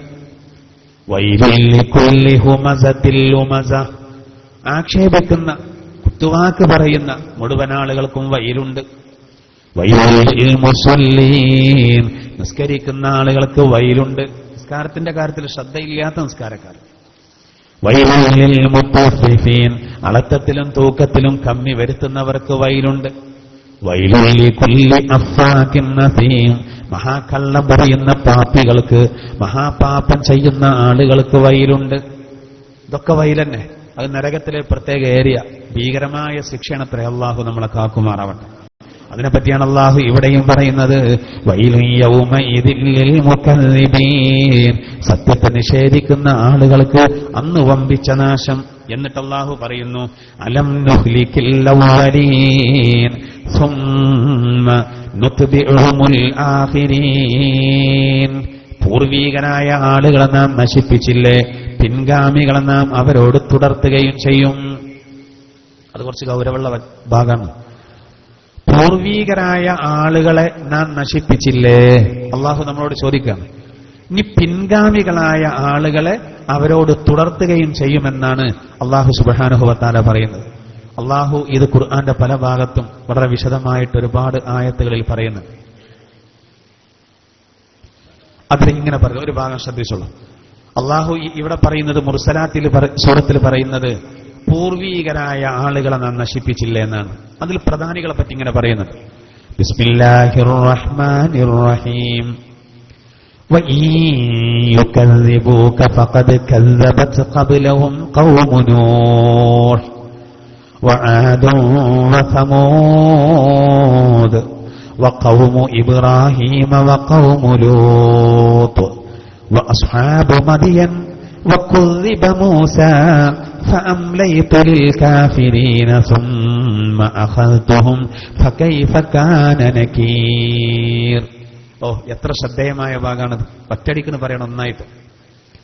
وإن يكذبوك فقد كذبت قبلهم, നബിയാ ജനത അങ്ങയെ നിഷേധിക്കുന്നുവെങ്കിൽ ഫഖദ് കല്ലബത് ഖബ്ലഹും ഖൗമു നൂഹ്, ഇവർക്ക് മുമ്പ് നൂഹ് നബിയുടെ ജനത നിഷേധിച്ചു. നിങ്ങൾ ബേജാറാവണ്ട, നിഷേധികൾ എല്ലാ കാലത്തും ഉണ്ടാവും. നൂഹ് നബിയുടെ ജനത നിഷേധിച്ചു. വസമൂദ്, ആദ് വിഭാഗവും സമൂദ് വിഭാഗവും സത്യത്തെ വ്യാജമാക്കി. വഖൗമു ഇബ്രാഹീം, ഇബ്രാഹീം നബിയുടെ ജനത നിഷേധിച്ചു. വഖൗമു ലൂത്ത്, ലൂത്ത് നബിയുടെ ജനത നിഷേധിച്ചു.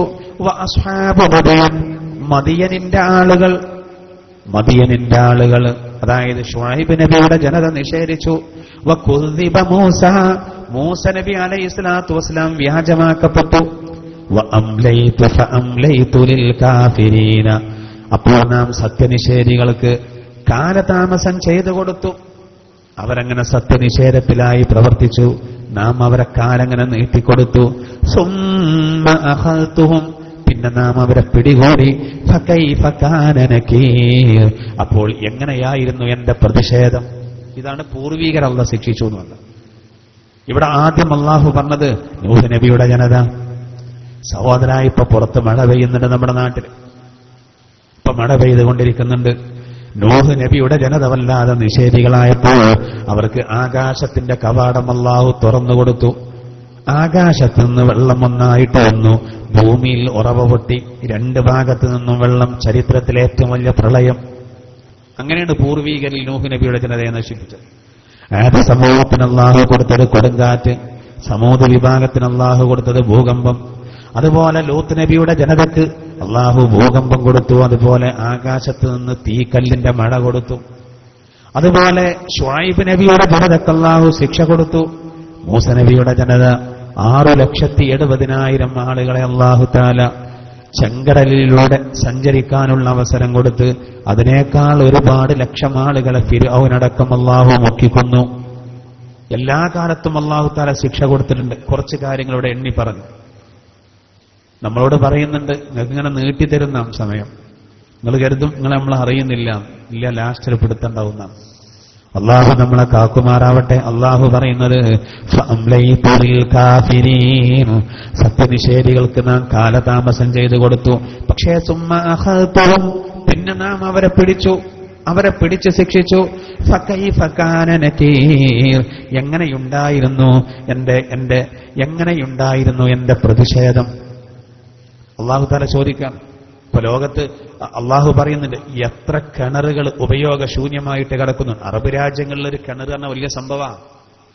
അതുകൊണ്ടാണ് അല്ലാഹു തആല അടുത്ത ആയത്തിൽ തന്നെ മറ്റൊരു സൂറത്തിൽ പറയുന്നത് ഫകഅയ്യിം മിൻ ഖറിയത്തിൻ അഹ്ലക്നാഹാ വഹിയ ളാലിമത്തുൻ വഹിയ ഖാവിയത്തുൻ അലാ ഉറൂശിഹാ വബിഇരിൻ മുഅത്തലത്തിൻ വഖസ്റിൻ മശീദ്.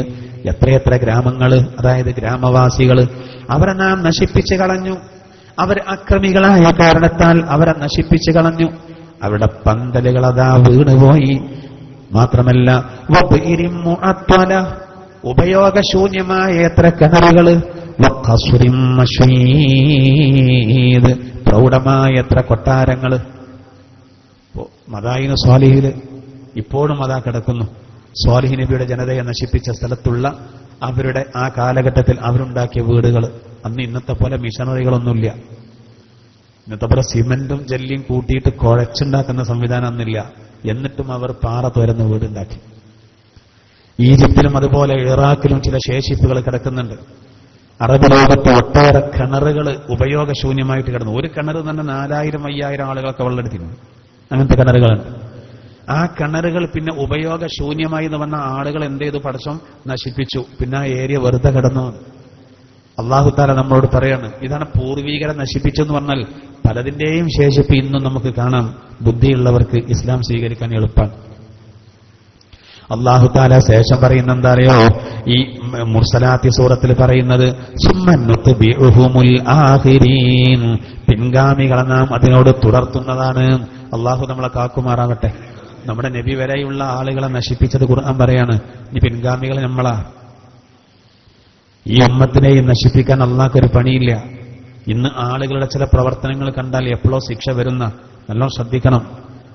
ശിക്ഷ വരും. കാരണം എന്താ അറിയോ? മദീനയില് നമ്മുടെ സ്വഹാബിമാര്, നല്ലോണം ശ്രദ്ധിച്ചോളൂ. മക്കയിൽ കുറെ ഇടങ്ങാറായി മദീനയിലേക്ക് പോയി. മദീനയിൽ അൽഹംദുലില്ലാ നല്ല റാഹത്തായൊരവസ്ഥ. ആ സന്ദർഭത്തിൽ ചില സ്വഹാബിമാർക്കൊക്കെ അല്പം കളിയും ചിരിയും കൂടി. ശ്രദ്ധിക്കണം, ഇന്നത്തെ പോലെ തെറ്റായ കളിയില്ല, തെറ്റായ വിനോദങ്ങളില്ല, ഹറാമായ ഒരവസ്ഥയിലേക്ക് അവർ ഒരിക്കലും പോയിട്ടില്ല. എന്നാലും ഒരല്പം കളിയും ചിരിയും കൂടിയെന്ന് കണ്ടപ്പോൾ അല്ലാഹു ഉടനായ തിരക്കി. അലം യഅ്നി ലില്ലദീന ആമനു അൻ തഖ്ശഅ ഖുലൂബുഹും ലിദിക്രില്ലാഹ് വമാ നസല മിനൽ ഹഖ്. സ്വഹാബത്ത് കരഞ്ഞുപോയി എല്ലാവരും. അള്ളാഹു വിലക്കിയ ഒരു കളിയോ തമാശയോ ഒന്നും അവർക്കില്ല.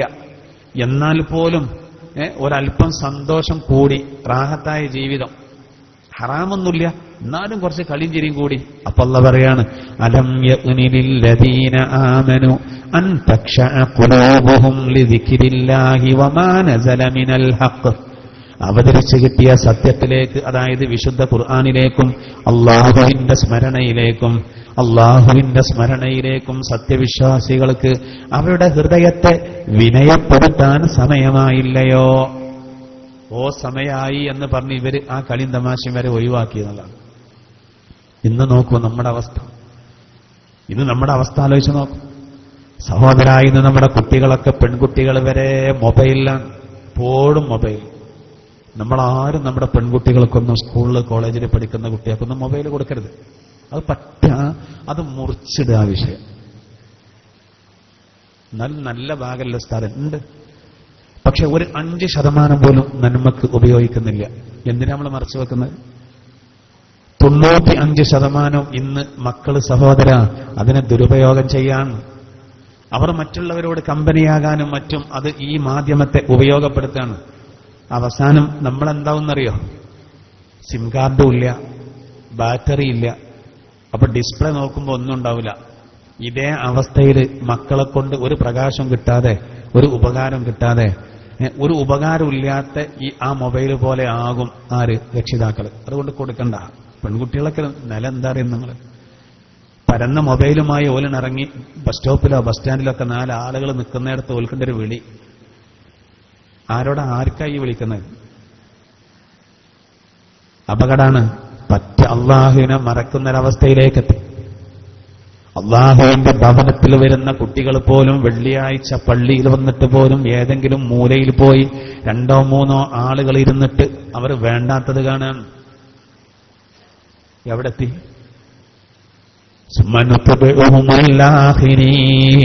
പിൻഗാമികളെ നാം അതിനോട് തുടർത്തുമെന്ന് പറഞ്ഞ ആ ഭാഗത്തെ നമ്മൾ വളരെ ഗൗരവത്തിലെടുക്കണം. അല്ലാഹനെ മറക്കുന്നൊരവസ്ഥയുണ്ടായപ്പോൾ നമ്മളെക്കാൾ എത്രയോ ശക്തന്മാരായ ആളുകളെ അല്ലാഹു നശിപ്പിച്ചു. നമ്മളൊന്നുമല്ല. നമ്മളെക്കാൾ ഭൂമി ഉഴുതുമറിച്ച ആളുകൾ, കൃഷിക്കാര്, നമ്മളെക്കാൾ പ്രൗഢമായ കെട്ടിടങ്ങൾ ഉണ്ടാക്കിയവർ കഴിഞ്ഞുപോയിട്ടുണ്ട്. എന്തേ അവർക്ക് പറ്റിയത്? നമ്മൾ വിചാരിക്കും നമ്മളാണ് വലുത് എന്ന് കരുതരുത്. അല്ലാഹു തആല അറേബ്യയിലെ അന്നത്തെ മുശ്രിക്കുകളെ, ധിക്കാരികളോട് പ്രത്യേകം പറഞ്ഞിട്ടുണ്ട്.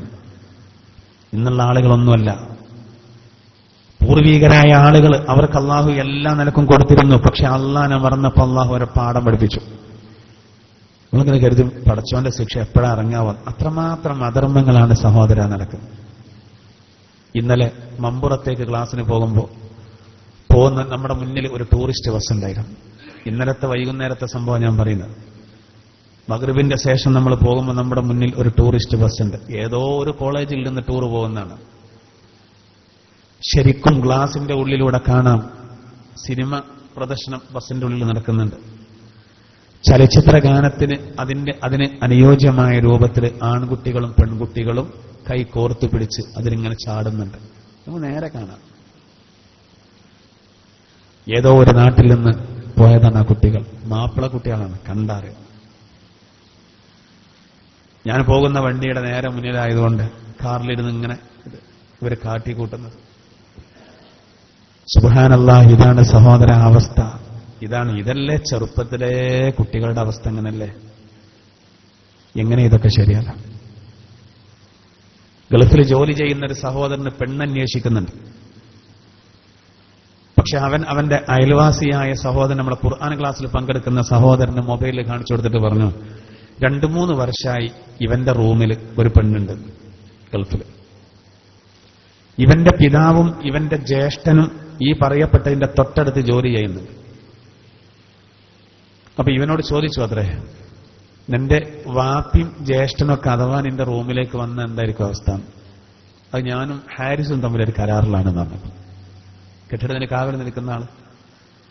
ആരെങ്കിലും ഇയാളെ അന്വേഷിച്ച് വന്നാൽ കാവൽക്കാരൻ അറിയാതെ ഒരാളാണ് കയറൂല ആ വില്ലിക്ക്. അതുകൊണ്ട് എനിക്ക് വിവരം തരണം എന്നാണ്. പിന്നെ ഇവൻ പറഞ്ഞത്ര അത് പ്രശ്നമില്ല, വാപ്പയെ ജ്യേഷ്ഠനോ വരികയാണെങ്കിൽ ജസ്റ്റ് എനിക്ക് വിളിക്കും, എവിടെയെന്ന് ചോദിച്ചു വിളിക്കും, അപ്പോഴേക്കും ഞാൻ ഇവിടെ മാറ്റുന്നു. 3 വർഷമായി അത്രേ അവനെ ഈ പെണ്ണിനെയും കൊണ്ട് താമസിക്കാൻ തുടങ്ങിയിട്ട്. അവനിപ്പോ നാട്ടിൽ വേറെ പെണ്ണന്വേഷിക്കാം. എവിടെത്തി?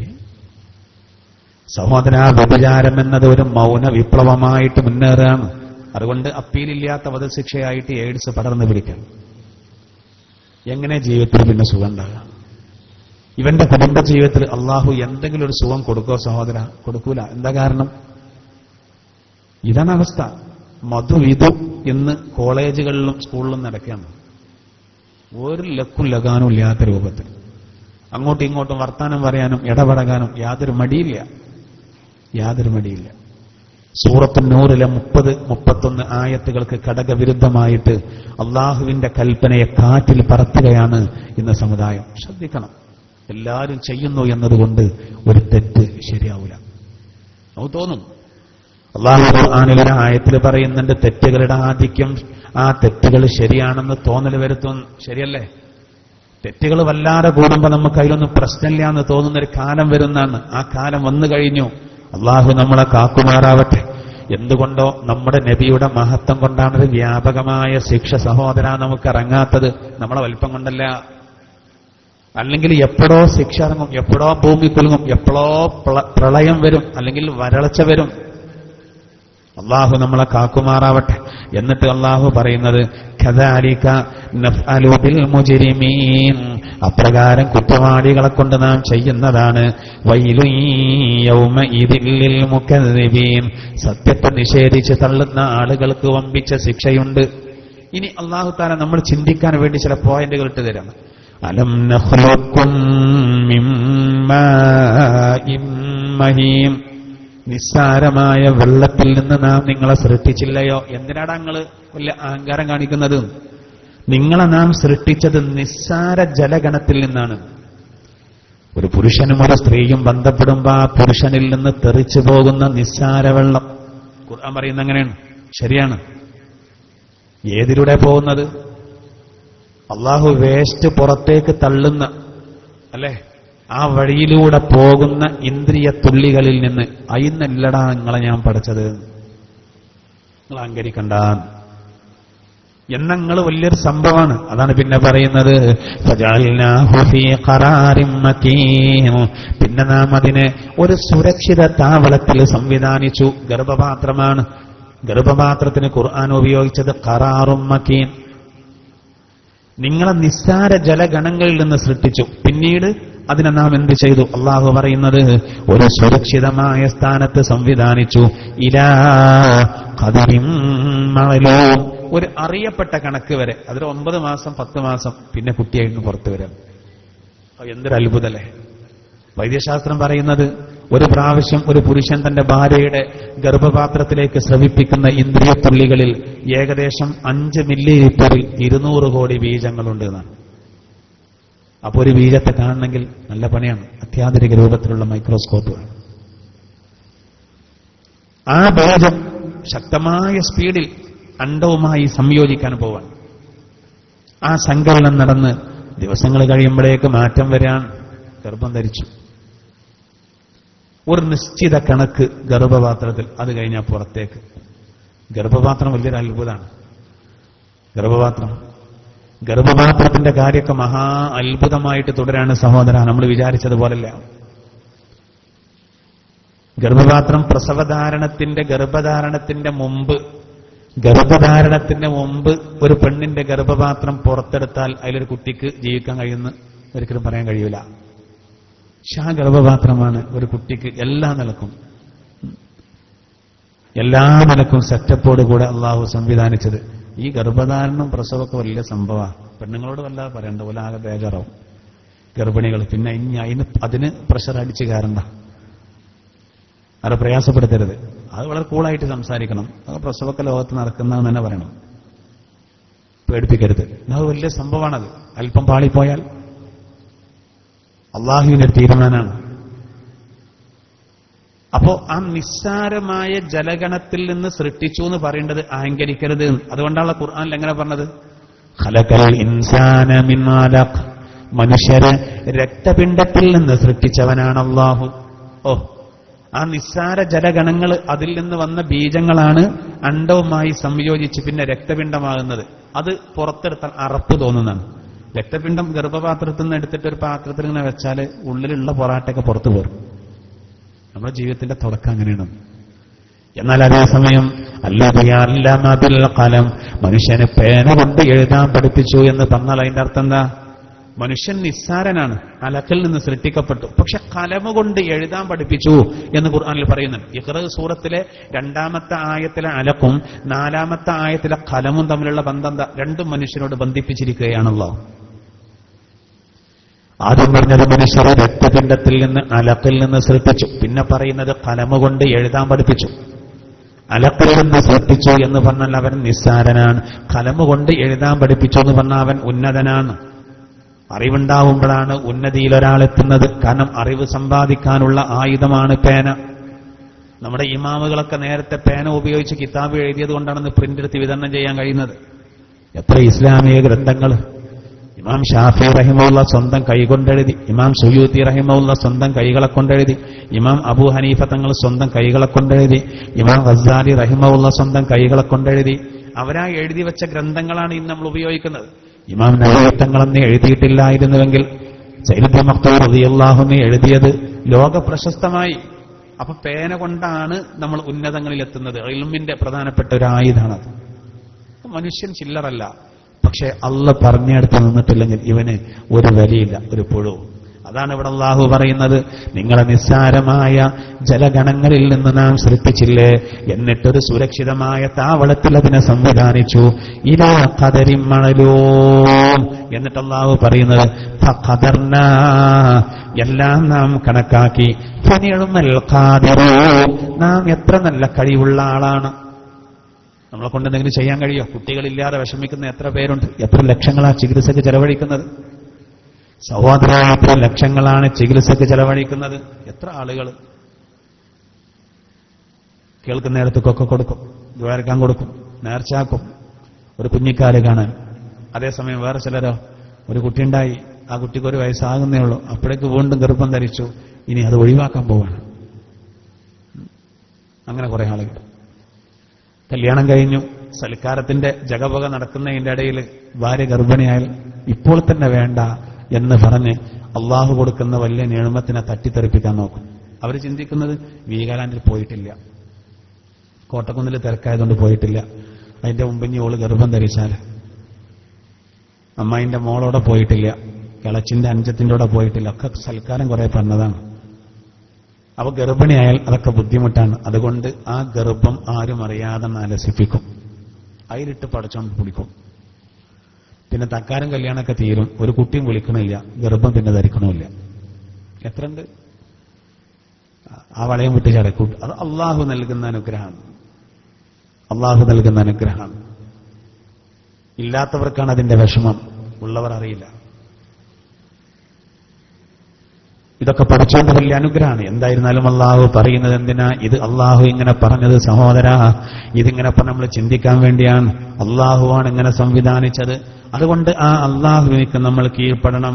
അള്ളാഹു പറയുന്നത് വൈലുൻ യൗമഇദിൽ ലിൽ മുകദ്ദിബീൻ. അതിങ്ങനെ ആവർത്തിച്ച് മറക്കല്ലേ, അള്ളാഹു വീണ്ടും വീണ്ടും പറയാണ്. സത്യത്തെ വ്യാജമാക്കുന്നവർക്ക് നാളെ പരലോകത്ത് വമ്പിച്ച ശിക്ഷയുണ്ട്. അലം നജാലിൽ അർള കിഫാതാ അഹ്യാഅൻ വഅംവാതാ വജഅൽനാ ഫീഹാ റവാസിയ ശാമിഖാതിൻ വഅസ്ഖൈനാകും മാഅൻ ഫുറാതാ വൈലുൻ യൗമഇദിൽ ലിൽ മുകദ്ദിബീൻ. അതുകൂടി വിശദീകരിച്ച് നമുക്ക് അവസാനിപ്പിക്കാം. അള്ളാഹു പറയുന്നത് അലം നജഅലിൽ അർള കിഫാത അഹ്യാഅൻ വഅംവാത. മരിച്ചവരെയും ജീവിച്ചിരിക്കുന്നവരെയും ഉൾക്കൊള്ളുന്ന രൂപത്തിൽ ഭൂമിയെ നാം സംവിധാനിച്ചില്ലേ നിങ്ങൾക്ക്? അള്ളാഹു അനുഗ്രഹം പറഞ്ഞുതരാം. ജീവിച്ചിരിക്കുന്ന നമുക്ക് ഭൂമിയുടെ ഉപരിതലത്തിലൂടെ സഞ്ചരിക്കാനുള്ള അവസ്ഥ അള്ളാഹു നൽകി, അതിന് നൽകി. എന്ന് മാത്രമല്ല, മരിച്ചവരെ ഉൾക്കൊള്ളാനും ഭൂമിക്ക് അള്ളാഹു സംവിധാനം നൽകി. മരിച്ചവരൊക്കെ ഭൂമിന്റെ അടിയിലാണ്.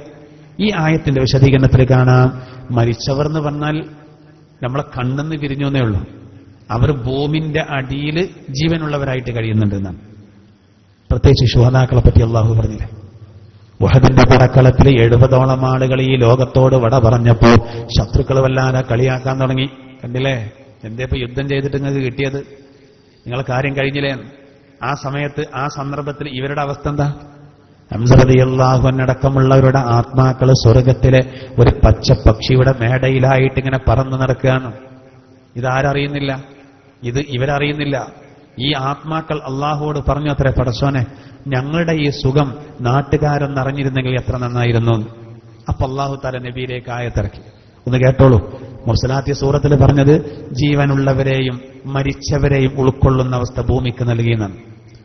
ഇനി അല്ലാഹു തആല സൂറത്തുൽ ആലു ഇമ്രാനിൽ ഇങ്ങനെ പറയുന്നു, ബിസ്മില്ലാഹിർ റഹ്മാനിർ റഹീം വലാ തഹ്സബന്നല്ലദീന ഖുതിലൂ ഫീ സബീലില്ലാഹി അംവാതാ ബൽ അഹ്യാഉൻ ഇൻദ റബ്ബിഹിം യുർസഖൂൻ.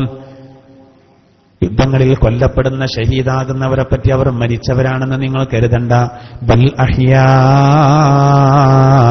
ഇൻദ റബ്ബിഹിം, അവർ അവരുടെ രക്ഷിതാവിങ്കൽ ജീവിച്ചിരിക്കുന്നവരാണ്. മാത്രമല്ല യുർസഖൂൻ, അവർ ആഹാരം നൽകപ്പെടുകയും ചെയ്യുന്നവരാണ്. അവർക്ക് ഭക്ഷണം നൽകപ്പെടുന്നുണ്ട് എന്നാണ്. ഒരു ജീവിച്ചിരിക്കുന്നവരാണ്. മാത്രമല്ല അവരെ പറ്റി ഖുർആൻ കൃത്യമായിട്ട് പറയുന്നത് ഫരിഹീന ബിമാ ആതൈനാഹും ആതാഹുമുല്ലാഹു മിൻ ഫളി. അല്ലാഹു പറയാണ്, അല്ലാഹു അവർക്ക് നൽകിയതിൽ നിന്ന് ഔദാര്യത്ത് കാരണം അവർ സന്തുഷ്ടരാകുന്നു. അല്ലാഹു തന്റെ ഔദാര്യത്തിൽ നിന്ന് ആ ശുഹദാക്കൾക്ക് നൽകിയത് കാരണം അവർ വളരെയധികം സന്തുഷ്ടരാണ്. വയസ്തബ്ശിറൂന ബില്ലദീന ലം യൽഹഖൂ ബിഹിം മിൻ ഖൽഫിഹിം അല്ലാ ഖൗഫുൻ അലൈഹിം വലാ ഹും യഹ്സനൂൻ. അവരോട് ചേരാത്ത പിന്മുറക്കാർ ഇപ്പൊ നാട്ടിൽ ജീവിച്ചിരിക്കുന്നവർ, അവരുടെ കാര്യത്തിലും ഇവർ വളരെയധികം സന്തുഷ്ടരാകുന്നു. ശുഹദാക്കളെ പറ്റി പറയാം, നമ്മൾ അറിയാത്തത് കൊണ്ടാണ് അവരൊക്കെ ജീവിച്ചത്. ശുഹദാക്കൾ മാത്രമല്ല കേട്ടോ, ഖബറിൽ ഭക്ഷണം എന്ന് പറഞ്ഞാൽ ശ്രോതാക്കൾക്ക് മാത്രമല്ല നമുക്കും കിട്ടും. അത് ഇതാവക്കത്തി സൂറത്തിൽ പറയുന്നുണ്ട്. പക്ഷെ നിലപാട് ശരിയാക്കണം. ഒരു കൃത്രിമവും ഇല്ലാത്ത ഭക്ഷണം കിട്ടും. നല്ല ഭക്ഷണം. ഇവിടല്ലേ കൃത്രിമം? യൂറോപ്യൻ രാജ്യങ്ങളിൽ എലിവിഷത്തിന് ഉപയോഗിക്കുന്ന ഒരു മരത്തിന്റെ തൊലി അത് കറുകപ്പട്ടന്റെ അദ്ദേഹമാണ്. അതാണ് ഇവിടെ കറുകപ്പട്ട എന്ന് പറഞ്ഞ് വിതരണം ചെയ്യുന്നതെന്നാണ് കോടതിയിൽ കേസെത്തിയിട്ടുള്ളത്. കോടതി ഇപ്പൊ നിരീക്ഷിക്കാൻ വേണ്ടി ഉടനെ ഓർഡർ പ്രഖ്യാപിച്ചിരിക്കുകയാണ്. സർവമായം, എല്ലാത്തിലും മായം. ഈ പ്രശ്നം ഖബറിലെ ഭക്ഷണത്തിൽ ഉണ്ടാവില്ല. ഭൂമിന്റെ അടിയിൽ എന്തൊക്കെ നടക്കുന്നുണ്ട് നമ്മുടെ നഗ്ന നേത്രങ്ങളെ കൊണ്ട് കാണാൻ കഴിയാത്തതുകൊണ്ടാണ്. ശുഹദാക്കളുടെ നേതാവായ ഹംസ റളിയല്ലാഹു അൻഹു നബിയുടെ പിതൃവ്യനാണ്. ഭീകരമായ രൂപത്തിൽ ഉഹദിന്റെ പടക്കളത്തിൽ കൊല്ലപ്പെട്ടു. പക്ഷെ അങ്ങനെയുള്ള ഹംസ റളിയല്ലാഹു അൻഹു അദ്ദേഹത്തിനെ മറവ് ചെയ്തതിന്റെ ശേഷം ഒരുപാട് കൊല്ലം, 40 കൊല്ലം കഴിഞ്ഞതിന്റെ ശേഷം വെള്ളച്ചാല് പോകുന്ന ഭാഗമായതുകൊണ്ട് അദ്ദേഹത്തിന്റെ ഖബറിൽ ഒരു കൈക്കോട്ട് തട്ടി അദ്ദേഹത്തിന്റെ കാലില് ചോരണ വന്നതാ. 40-ലധികം കൊല്ലം കഴിഞ്ഞിട്ടും എന്തില്ല, 46 കൊല്ലായിട്ടും ഹംസ റളിയല്ലാഹു അൻഹു ഒരു കുഴപ്പമില്ലാതെ കിടക്കുക. സലാമു അലൈക യാ അമ്മ റസൂലില്ലാഹ്. ഒരു പെണ്ണ് വന്നിട്ട് ഹംസ റളിയല്ലാഹുവിന്റെ ഖബറിന് വന്നിട്ട് സലാം ചൊല്ലിയപ്പോ അള്ളാഹിന്റെ റസൂലിന്റെ പിതൃവ്യനായ ശുഹദാക്കളുടെ നേതാവായ ഹംസ റളിയല്ലാഹു അൻഹു സലാം അടക്കിയെന്ന് ചരിത്രത്തിൽ കാണാം. എല്ലാവരും കേട്ടു എന്നാണ് അദ്ദേഹം സലാം അടക്കിയത്. ശുഹദാക്കൾക്ക് അള്ളാഹു കൊടുക്കുന്ന ഭൂമിന്റെ അടിയുള്ള അവസ്ഥയെ പറയുന്നു. ജാബിർ റളിയല്ലാഹു അൻഹുവിന്റെ പിതാവ് വലിയ കറാമത്തുള്ള ആളായിരുന്നു. ഉഹദിന്റെ പടക്കളത്തിൽ ആദ്യം ഞാൻ ഷഹീദാകുമെന്ന് അദ്ദേഹം തലേ ദിവസം പറഞ്ഞു. അദ്ദേഹം തന്നെ ഷഹീദായി. അദ്ദേഹത്തിന്റെ ശരീരം മറവ് ചെയ്തു. വേറെ ആളെ രണ്ടാളെ ഒരു ഖബറിലാണ് വെച്ചത്. ജാബിർ റളിയല്ലാഹുവിന്റെ മനസ്സിലൊരു പ്രയാസം, വാപ്പാക്ക് സ്വന്തം ഒരു ഖബറില്ലല്ലോ. അങ്ങനെ സഹോദര 6 മാസം കഴിഞ്ഞതിന്റെ ശേഷം സാഹചര്യം അനുകൂലമായപ്പോ ജാബിർ റളിയല്ലാഹുവിന് ഒരു ഖബർ കുഴിച്ചിട്ട് വാപ്പാന്റെ ഖബർ തുറന്നിട്ട് അതിന് ഇങ്ങോട്ട് എടുത്തു വെച്ചു. അപ്പൊ അതിനെന്ത് മനസ്സിലാക്കണം? ഇപ്പൊ വടക്കൽ മുല്ലക്കോയത്തങ്ങള് കടലിന്റെ തിരമാല വല്ലാതെ വന്ന് ജനങ്ങൾക്ക് മീൻ പിടിക്കാൻ പോകാൻ പറ്റാത്ത അവസ്ഥ വന്നപ്പോ അവർ പരാതി പറഞ്ഞപ്പോ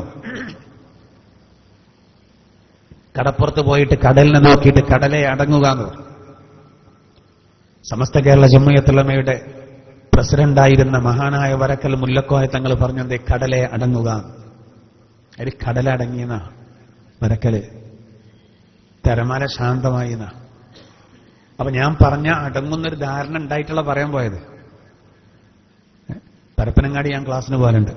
അവിടെ കടൽക്ഷോഭം ഉണ്ടാകുമ്പോൾ എന്നോട് കടപ്പുറത്താർ പറയുന്നുണ്ട് ദ്വാരക്കണം, നിങ്ങൾ വരും എന്ന് പറഞ്ഞ് ഞാൻ അവരെ കൊണ്ടുപോയി കടലെ അടങ്ങുമെന്ന് പറയാൻ ഞാൻ നിൽക്കൂല. കാരണം അത് ആട്ടി കിട്ടും അവരെടുത്തുനിന്ന് അടങ്ങിയിട്ടില്ലെങ്കിൽ. വെറുതെ തന്നെ വിഷളാ നിൽക്കണ്ട, ഉള്ളതും കളയണ്ടല്ലോ, മുണ്ടില്ല, നമുക്ക് ദ്വാരക്കട്ടോ എന്ന് പറഞ്ഞു പോരും.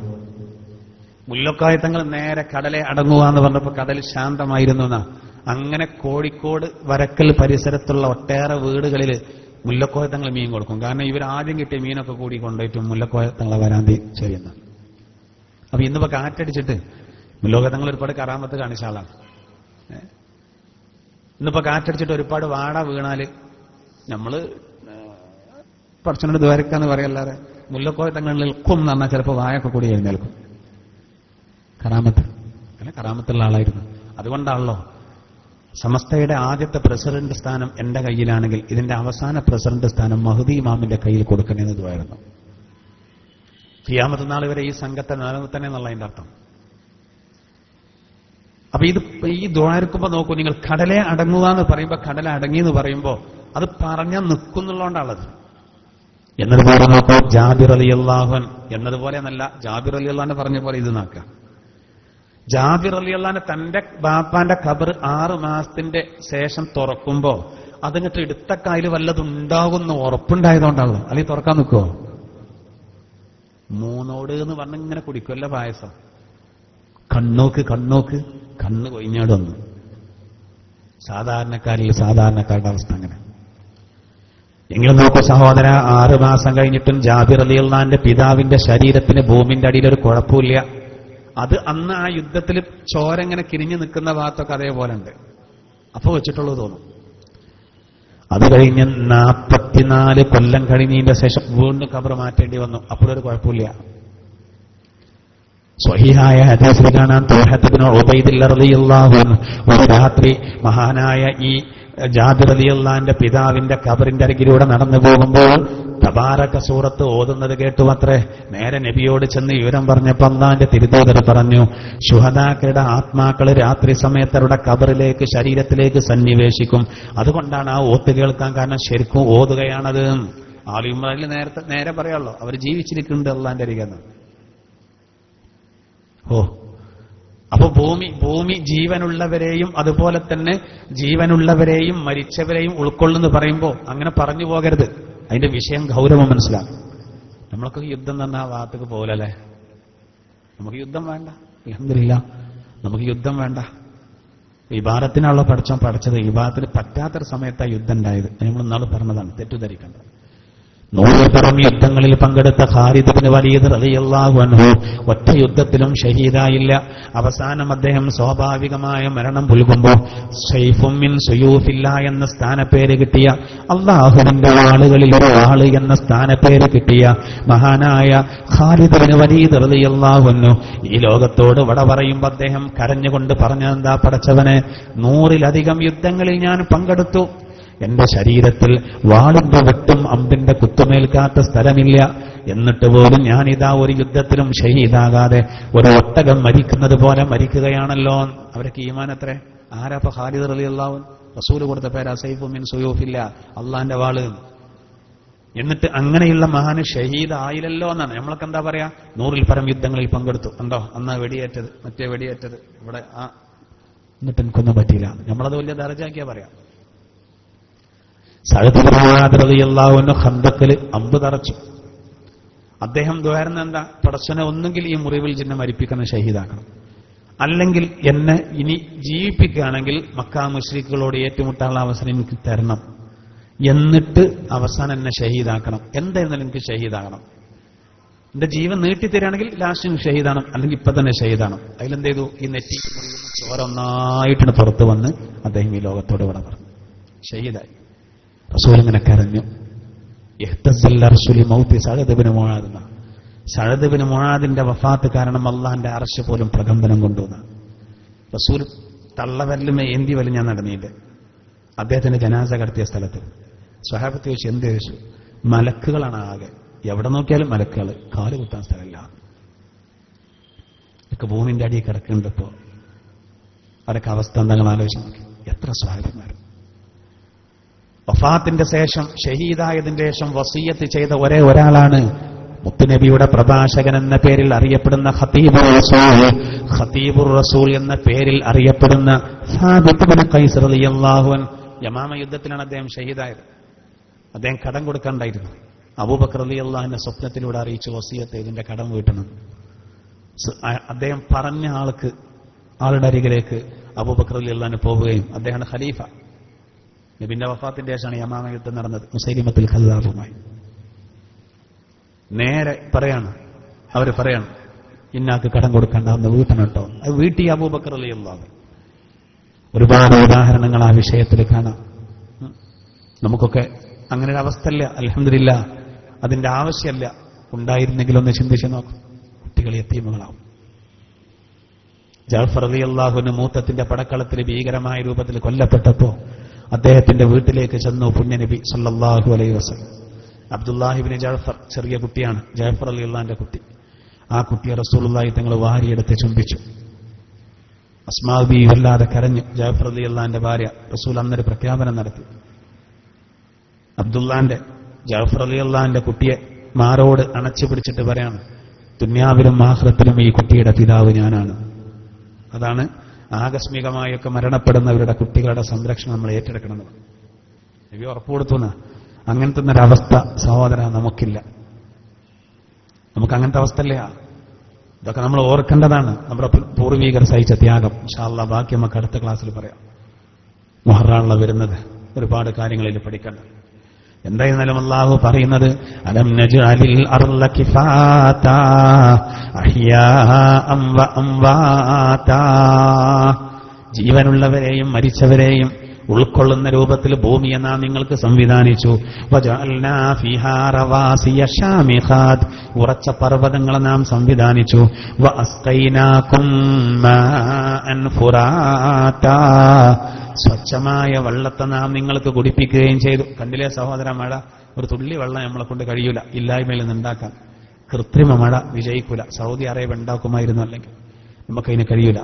അള്ളാഹുവിന്റെ ഒരു മഹാ അനുഗ്രഹമാണ് ഈ മഴ പെയ്യുന്നത്. വെള്ളം അല്ലാഹു പറയാണ്, സ്വച്ഛമായ വെള്ളത്തെ നാം നിങ്ങൾക്ക് കുടിപ്പിച്ചു. സത്യത്തെ നിഷേധിക്കുന്ന ആളുകൾ, അവർക്ക് വമ്പിച്ച ശിക്ഷ. ഇനി ഇതിന്റെ ബാക്കി ഇൻഷാ അല്ലാഹ് അടുത്ത ക്ലാസ്സിൽ നമുക്ക് പറയാം. അല്ലാഹു സുബ്ഹാനഹു വ തആല ഇതൊക്കെ ഉൾക്കൊണ്ട് ജീവിക്കാൻ അല്ലാഹു നമുക്ക് എല്ലാവർക്കും തൗഫീഖ് നൽകുമാറാവട്ടെ. ആമീൻ എന്ന് പ്രാർത്ഥിച്ചുകൊണ്ട് ഞാൻ അവസാനിപ്പിക്കാൻ. ഇൻഷാ അല്ലാഹ് ഒരുപാട് കാര്യങ്ങൾ പറയാനുണ്ട്, അത് നമുക്ക് അടുത്ത ക്ലാസ്സിൽ ഇതിന്റെ ബാക്കിയായത് പറയാം. മരിച്ചുപോയ ഉമ്മാന്റെയും ഉപ്പാന്റെയും പേരിൽ പ്രത്യേകം ദുആ ചെയ്യാൻ ഒരു സഹോദരന് ഒരു 201 രൂപ തന്നിട്ടുണ്ട്. പ്രത്യേകിച്ച് ഉമ്മാന്റെ ആണ്ട് ആണ് എന്നും ആ സഹോദരൻ പറഞ്ഞു. അല്ലാഹു തആല അത് കബൂലാക്കുമാറാവട്ടെ. അല്ലാഹു വിശുദ്ധ ഖുർആന്റെ മജ്ലിസിലേക്ക് ചെയ്ത സംഭാവന സ്വീകരിക്കുമാറാവട്ടെ. അല്ലാഹുവിന്റെ മാതാപിതാക്കളുടെ ഖബറിലേക്ക് അതിന്റെ പ്രതിഫലം എത്തിച്ചു കൊടുക്കുമാറാവട്ടെ. ആമീൻ എന്ന് പ്രത്യേകം പ്രാർത്ഥിക്കുകയാണ്.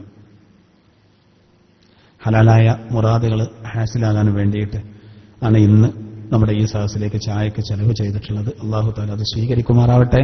അല്ലാഹു ആ സഹോദരന്റെ നല്ല ഉദ്ദേശങ്ങളെ പൂർത്തീകരിച്ചു കൊടുക്കുമാറാവട്ടെ.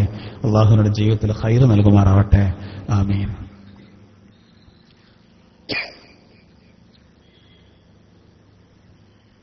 ഫഅലം അന്നഹു ലാ ഇലാഹ ഇല്ലല്ലാഹ് ലാ ഇലാഹ ഇല്ലല്ലാഹ് ലാ ഇലാഹ ഇല്ലല്ലാഹ് ലാ ഇലാഹ ഇല്ലല്ലാഹ് لا إله إلا الله لا إله إلا الله لا إله إلا الله لا إله إلا الله لا إله إلا الله لا إله إلا الله لا إله إلا الله لا إله إلا الله لا إله إلا الله أستغفر الله العظيم أستغفر الله العظيم أستغفر الله العظيم أستغفر الله العظيم أستغفر الله العظيم أستغفر الله العظيم أستغفر الله العظيم أستغفر الله العظيم أستغفر الله العظيم أستغفر الله العظيم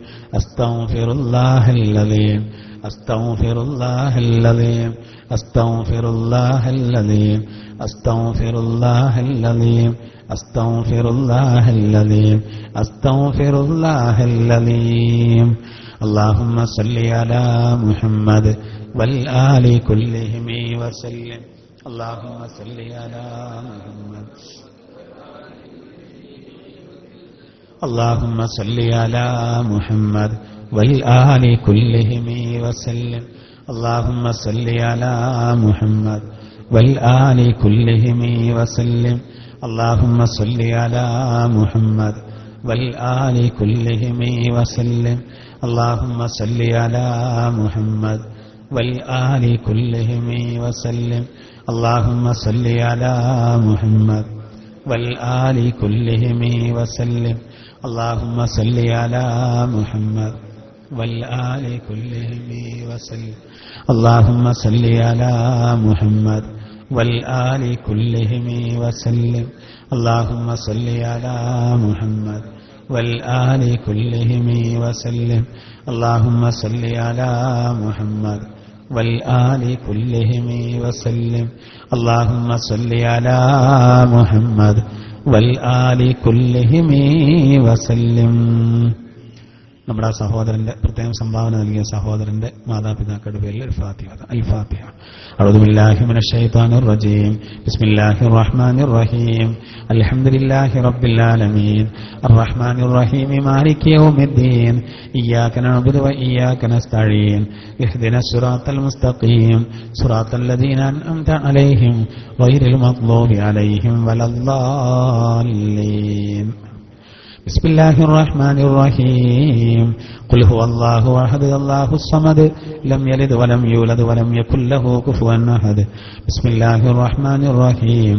قل هو الله أحد الله الصمد لم يلد ولم يولد ولم يكن له كفوا أحد بسم الله الرحمن الرحيم قل هو الله أحد الله الصمد لم يلد ولم يولد ولم يكن له كفوا أحد بسم الله الرحمن الرحيم قل أعوذ برب الفلق من شر ما خلق ومن شر غاسق إذا وقب ومن شر النفاثات في العقد ومن شر حاسد إذا حسد بسم الله الرحمن الرحيم قل أعوذ برب الناس ملك الناس إله الناس من شر الوسواس الخناس الذي يوسوس في صدور الناس من الجنة والناس الحمد لله رب العالمين حمدا يوافي نعمه ويكافي مزيدا اللهم صل على سيدنا محمد وعلى آل سيدنا مولانا محمد അല്ലാഹുവേ പരിശുദ്ധമായ ഖുർആനിന്റെ ഈ മജ്ലിസിൽ ഞങ്ങളെ ഒരുമിച്ച് കൂടിയത് സ്വീകരിക്കണേ റഹ്മാനെ.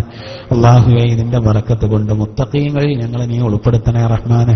വിശുദ്ധ ഖുർആന്റെ യഥാർത്ഥ അഹ്ലുകാരിൽ ഞങ്ങളെ നീ ഉൾപ്പെടുത്തണേ റഹ്മാനെ. ഖുർആൻ പഠിക്കുന്നതിന് വേണ്ടി ഞങ്ങൾ ഇതിനെ ചെലവഴിച്ച സമയം സ്വീകരിക്കണേ റഹ്മാനെ. അല്ലാഹുവേ നിന്റെ ഭവനത്തിലിരുന്ന് ഞങ്ങൾ ചെയ്യുന്ന ഈ പ്രവർത്തനം സ്വീകരിക്കണേ റഹ്മാനെ. അല്ലാഹുവേ ക്ലാസ് റൂം വഴിയും മറ്റും ഇത് ശ്രവിച്ചുകൊണ്ടിരിക്കുന്ന ഞങ്ങളെ സഹോദര സഹോദരിമാര് ഖൈറും ബർക്കത്തും നൽകണേ റഹ്മാനെ. ജോലികളിൽ ബർക്കത്ത് നൽകണേ റഹ്മാനെ. ഖുർആന്റെ യഥാർത്ഥ അഹ്ലുകാരിൽ ഉൾപ്പെടുത്തണേ റഹ്മാനെ. അല്ലാഹുവേ ഞങ്ങളുടെ നല്ല ഉദ്ദേശങ്ങളൊക്കെ പൂർത്തീകരിക്കണേ റഹ്മാനെ. എല്ലാ രോഗങ്ങൾക്കും ശമനം നൽകണേ റഹ്മാനെ. അല്ലാഹുവേ ഞങ്ങളുടെ എല്ലാ പാപങ്ങളും പൊറുക്കണേ റഹ്മാനെ. അറിഞ്ഞും അറിയാതെയും സംഭവിച്ച എല്ലാ തെറ്റുകളും മാപ്പാക്കണേ റഹ്മാനെ. അല്ലാഹുവേ ഞങ്ങളുടെ ജീവിതത്തിൽ ഐശ്വര്യം നൽകണേ റഹ്മാനെ. ഖൈറും റാഹത്തും നൽകണേ റഹ്മാനെ. അല്ലാഹുവേ മരിക്കുമ്പോൾ ഈമാനോടുകൂടെ മരിക്കാനുള്ള ഭാഗ്യം നൽകണേ റഹ്മാനെ. അല്ലാഹുവേ ഇത്തരം പ്രവർത്തനങ്ങളുടെ ബറക്കത്ത് കൊണ്ട് ഐശ്വര്യം നൽകണേ റഹ്മാനെ. അല്ലാഹുവേ സഹസിലുള്ളവരുടെ രോഗങ്ങൾക്ക് ശിഫ നൽകണേ റഹ്മാനെ. പ്രായം ചെന്നവരുണ്ട്, അല്ലാഹുവേ ആരോഗ്യം പ്രദാനം ചെയ്യണേ റഹ്മാനെ. അല്ലാഹുവേ ഞങ്ങൾക്ക് ആഫിയത്ത് നൽകണേ റഹ്മാനെ. ദുരന്തങ്ങളിൽ ഞങ്ങളെ നീ പെടുത്തല്ല റഹ്മാനെ. അപകടങ്ങളിൽ ഞങ്ങളെ നീ പെടുത്തല്ല റഹ്മാനെ. ഞങ്ങൾക്ക് അന്തസ്സും അഭിമാനവും നൽകണേ റഹ്മാനെ. റബ്ബേ ഞങ്ങളുടെ മാതാപിതാക്കളുടെ രോഗങ്ങൾക്ക് ശിഫ നൽകണേ റഹ്മാനെ. ഞങ്ങൾക്ക് വേണ്ടി വളരെയധികം കഷ്ടപ്പെട്ട ഞങ്ങളുടെ മാതാപിതാക്കൾക്ക് ആഫിയത്ത് നൽകണേ റഹ്മാനെ. അല്ലാഹുവേ മരിച്ചുപോയവർക്ക് മഗ്ഫിറത്ത് നൽകണേ റഹ്മാനെ. ഞങ്ങളുടെ ഭാര്യമാരുടെ രോഗങ്ങൾക്ക് ശമനം നൽകണേ റഹ്മാനെ. അവർക്ക് ആരോഗ്യം പ്രദാനം ചെയ്യണേ റഹ്മാനെ. ഞങ്ങളുടെ മക്കൾക്ക് നല്ല കഴിവ് നൽകണേ റഹ്മാനെ. അല്ലാഹുവേ രോഗങ്ങളെ കൊണ്ട് പരീക്ഷിക്കല്ല റഹ്മാനെ. ഞങ്ങളുടെ കുട്ടികൾക്ക് നല്ല ബുദ്ധിയും നല്ല കഴിവും നല്ല പ്രതിഭയും നൽകണേ റഹ്മാനെ. എല്ലാ പരീക്ഷകളിലും അവർക്ക് വിജയം നൽകണേ റഹ്മാനെ. അല്ലാഹുവേ പരിശുദ്ധ ഖുർആനിന്റെ ഹക്ക് കൊണ്ട് ബറക്കത്ത് കൊണ്ട് ഞങ്ങൾക്ക് അന്തസ്സും അഭിമാനവും നൽകണേ റഹ്മാനെ. പടച്ചവനെ ഇതിനൊക്കെ സഹായിക്കുന്നവർ, ഇത് അറേഞ്ച്മെന്റ് ചെയ്തവർ, ഒരുപാട് ആളുകൾക്ക് ഉപകാരമുള്ള ഈ സംവിധാനം അല്ലാഹുവേ ഇവർക്കൊക്കെ അർഹമായ കൂലി നൽകണേ റഹ്മാനെ. ജോലികളിൽ ബർക്കത്ത് നൽകണേ റഹ്മാനെ. സമ്പത്തിൽ ഹലാലായ രൂപത്തിൽ വർധനവ് നൽകണേ റഹ്മാനെ. അല്ലാഹുവേ ഖൈറായ ജീവിതം നൽകണേ റഹ്മാനെ. എപ്പോഴും രോഗങ്ങളും കാര്യങ്ങളും നൽകി പരീക്ഷിക്കല്ല റഹ്മാനെ. ക്യാൻസർ പോലത്തെ രോഗങ്ങൾ ഞങ്ങൾക്ക് ആർക്കും നൽകല്ല റഹ്മാനെ. അല്ലാഹുവേ ഞങ്ങൾക്ക് അഭിമാനം നൽകണേ റഹ്മാനെ. അന്തസ് നൽകണേ റഹ്മാനെ. റബ്ബേ ഞങ്ങൾക്ക് ആർക്കും ബുദ്ധിമുട്ടുകൾ നൽകല്ല റഹ്മാനെ. പടച്ചവനെ ദുആ കൊണ്ട് വസിയത്ത് ചെയ്ത ധാരാളം ആളുകൾ അവിടെ പ്രയാസങ്ങളൊക്കെ തീർത്തു കൊടുക്കണേ റഹ്മാനെ. അല്ലാഹുവേ ഹലാലായ ഉദ്ദേശങ്ങളുടെ പൂർത്തീകരണത്തിന് വേണ്ടി ഇന്ന് ചായക്ക് ചെലവ് ചെയ്ത സഹോദരൻ അല്ലാഹുവേ അർഹമായ പ്രതിഫലം നൽകണേ റഹ്മാനെ. നല്ല ഉദ്ദേശങ്ങളെ പൂർത്തീകരിച്ചു കൊടുക്കണേ റഹ്മാനെ. മാതാപിതാക്കളുടെ പേരിൽ ദുആ ചെയ്യാൻ സംഭാവന നൽകിയത് സ്വീകരിക്കണേ റഹ്മാനെ. അവരുടെ ഖബർ വിശാലമാക്കണേ റഹ്മാനെ.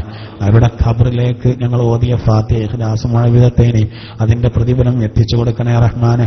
ഞങ്ങളിന്ന് പലരുടെയും മാതാപിതാക്കൾ മരിച്ചു, അവരുടെ ഖബറിലേക്ക് എത്തിച്ചു കൊടുക്കണേ റഹ്മാനെ. ഭാര്യമാർ മരിച്ചവർ, മക്കൾ മരിച്ചവർ അല്ലാഹുവേ എല്ലാം അവരുടെ ഖബറും വിശാലമാക്കണേ റഹ്മാനെ. അല്ലാഹുവേ മരിക്കുമ്പോൾ ഞങ്ങൾക്ക് ഈമാൻ നൽകണേ റഹ്മാനെ. ലാ ഇലാഹ ഇല്ലല്ലാഹ് ഞങ്ങളെ നീ മരിപ്പിക്കണേ റഹ്മാനെ. ഖബർ ശിക്ഷയെ തൊട്ട് കാക്കണേ റഹ്മാനെ. അല്ലാഹുവേ ഞങ്ങളിന്ന് മരണപ്പെട്ടു പോയവരുടെ ഖബറുകളെ കാക്കണേ റഹ്മാനെ. നാളെ പരലോകത്തെ അർശിന്റെ തണൽ നൽകണേ റഹ്മാനെ. മുത്തുനബിയുടെ ശഫാഅത്തിൽ ഉൾപ്പെടുത്തണേ റഹ്മാനെ. അമ്പിയാക്കള്, സിദ്ദീഖുകള്, ശുഹദാക്കള്, സ്വാലിഹീങ്ങൾ എന്നിവരോടൊപ്പം സ്വർഗത്തിൽ ഒരുമിച്ച് കൂടാൻ ഭാഗ്യം നൽകണേ റഹ്മാനെ. ബിറഹ്മതിക യാ അർഹമർ റഹീമീൻ ബിഹഖി സല്ലല്ലാഹു അലാ മുഹമ്മദ് സല്ലല്ലാഹു അലൈഹി വസല്ലം സല്ലല്ലാഹു അലാ മുഹമ്മദ് സല്ലല്ലാഹു അലൈഹി വസല്ലം സല്ലല്ലാഹു അലാ മുഹമ്മദ് സല്ലല്ലാഹു അലൈഹി വസല്ലം സല്ലല്ലാഹു അലാ മുഹമ്മദ് സല്ലല്ലാഹു അലൈഹി വസല്ലം സല്ലല്ലാഹു അലാ മുഹമ്മദ് സല്ലല്ലാഹു അലൈഹി വസല്ലം സല്ലല്ലാഹു അലാ മുഹമ്മദ് സല്ലല്ലാഹു അലൈഹി വസല്ലം സല്ലല്ലാഹു അലാ മുഹമ്മദ് സല്ലല്ലാഹു അലൈഹി വസല്ലം സല്ലല്ലാഹു അലാ മുഹമ്മദ് സല്ലല്ലാഹു അലൈഹി വസല്ലം സല്ലല്ലാഹു അലാ മുഹമ്മദ് സല്ലല്ലാഹു അലൈഹി വസല്ലം അല്ലാഹുമ്മ സല്ലി അലാ മുഹമ്മദ് യാ റബ്ബി സല്ലി അലൈഹി വസല്ലം.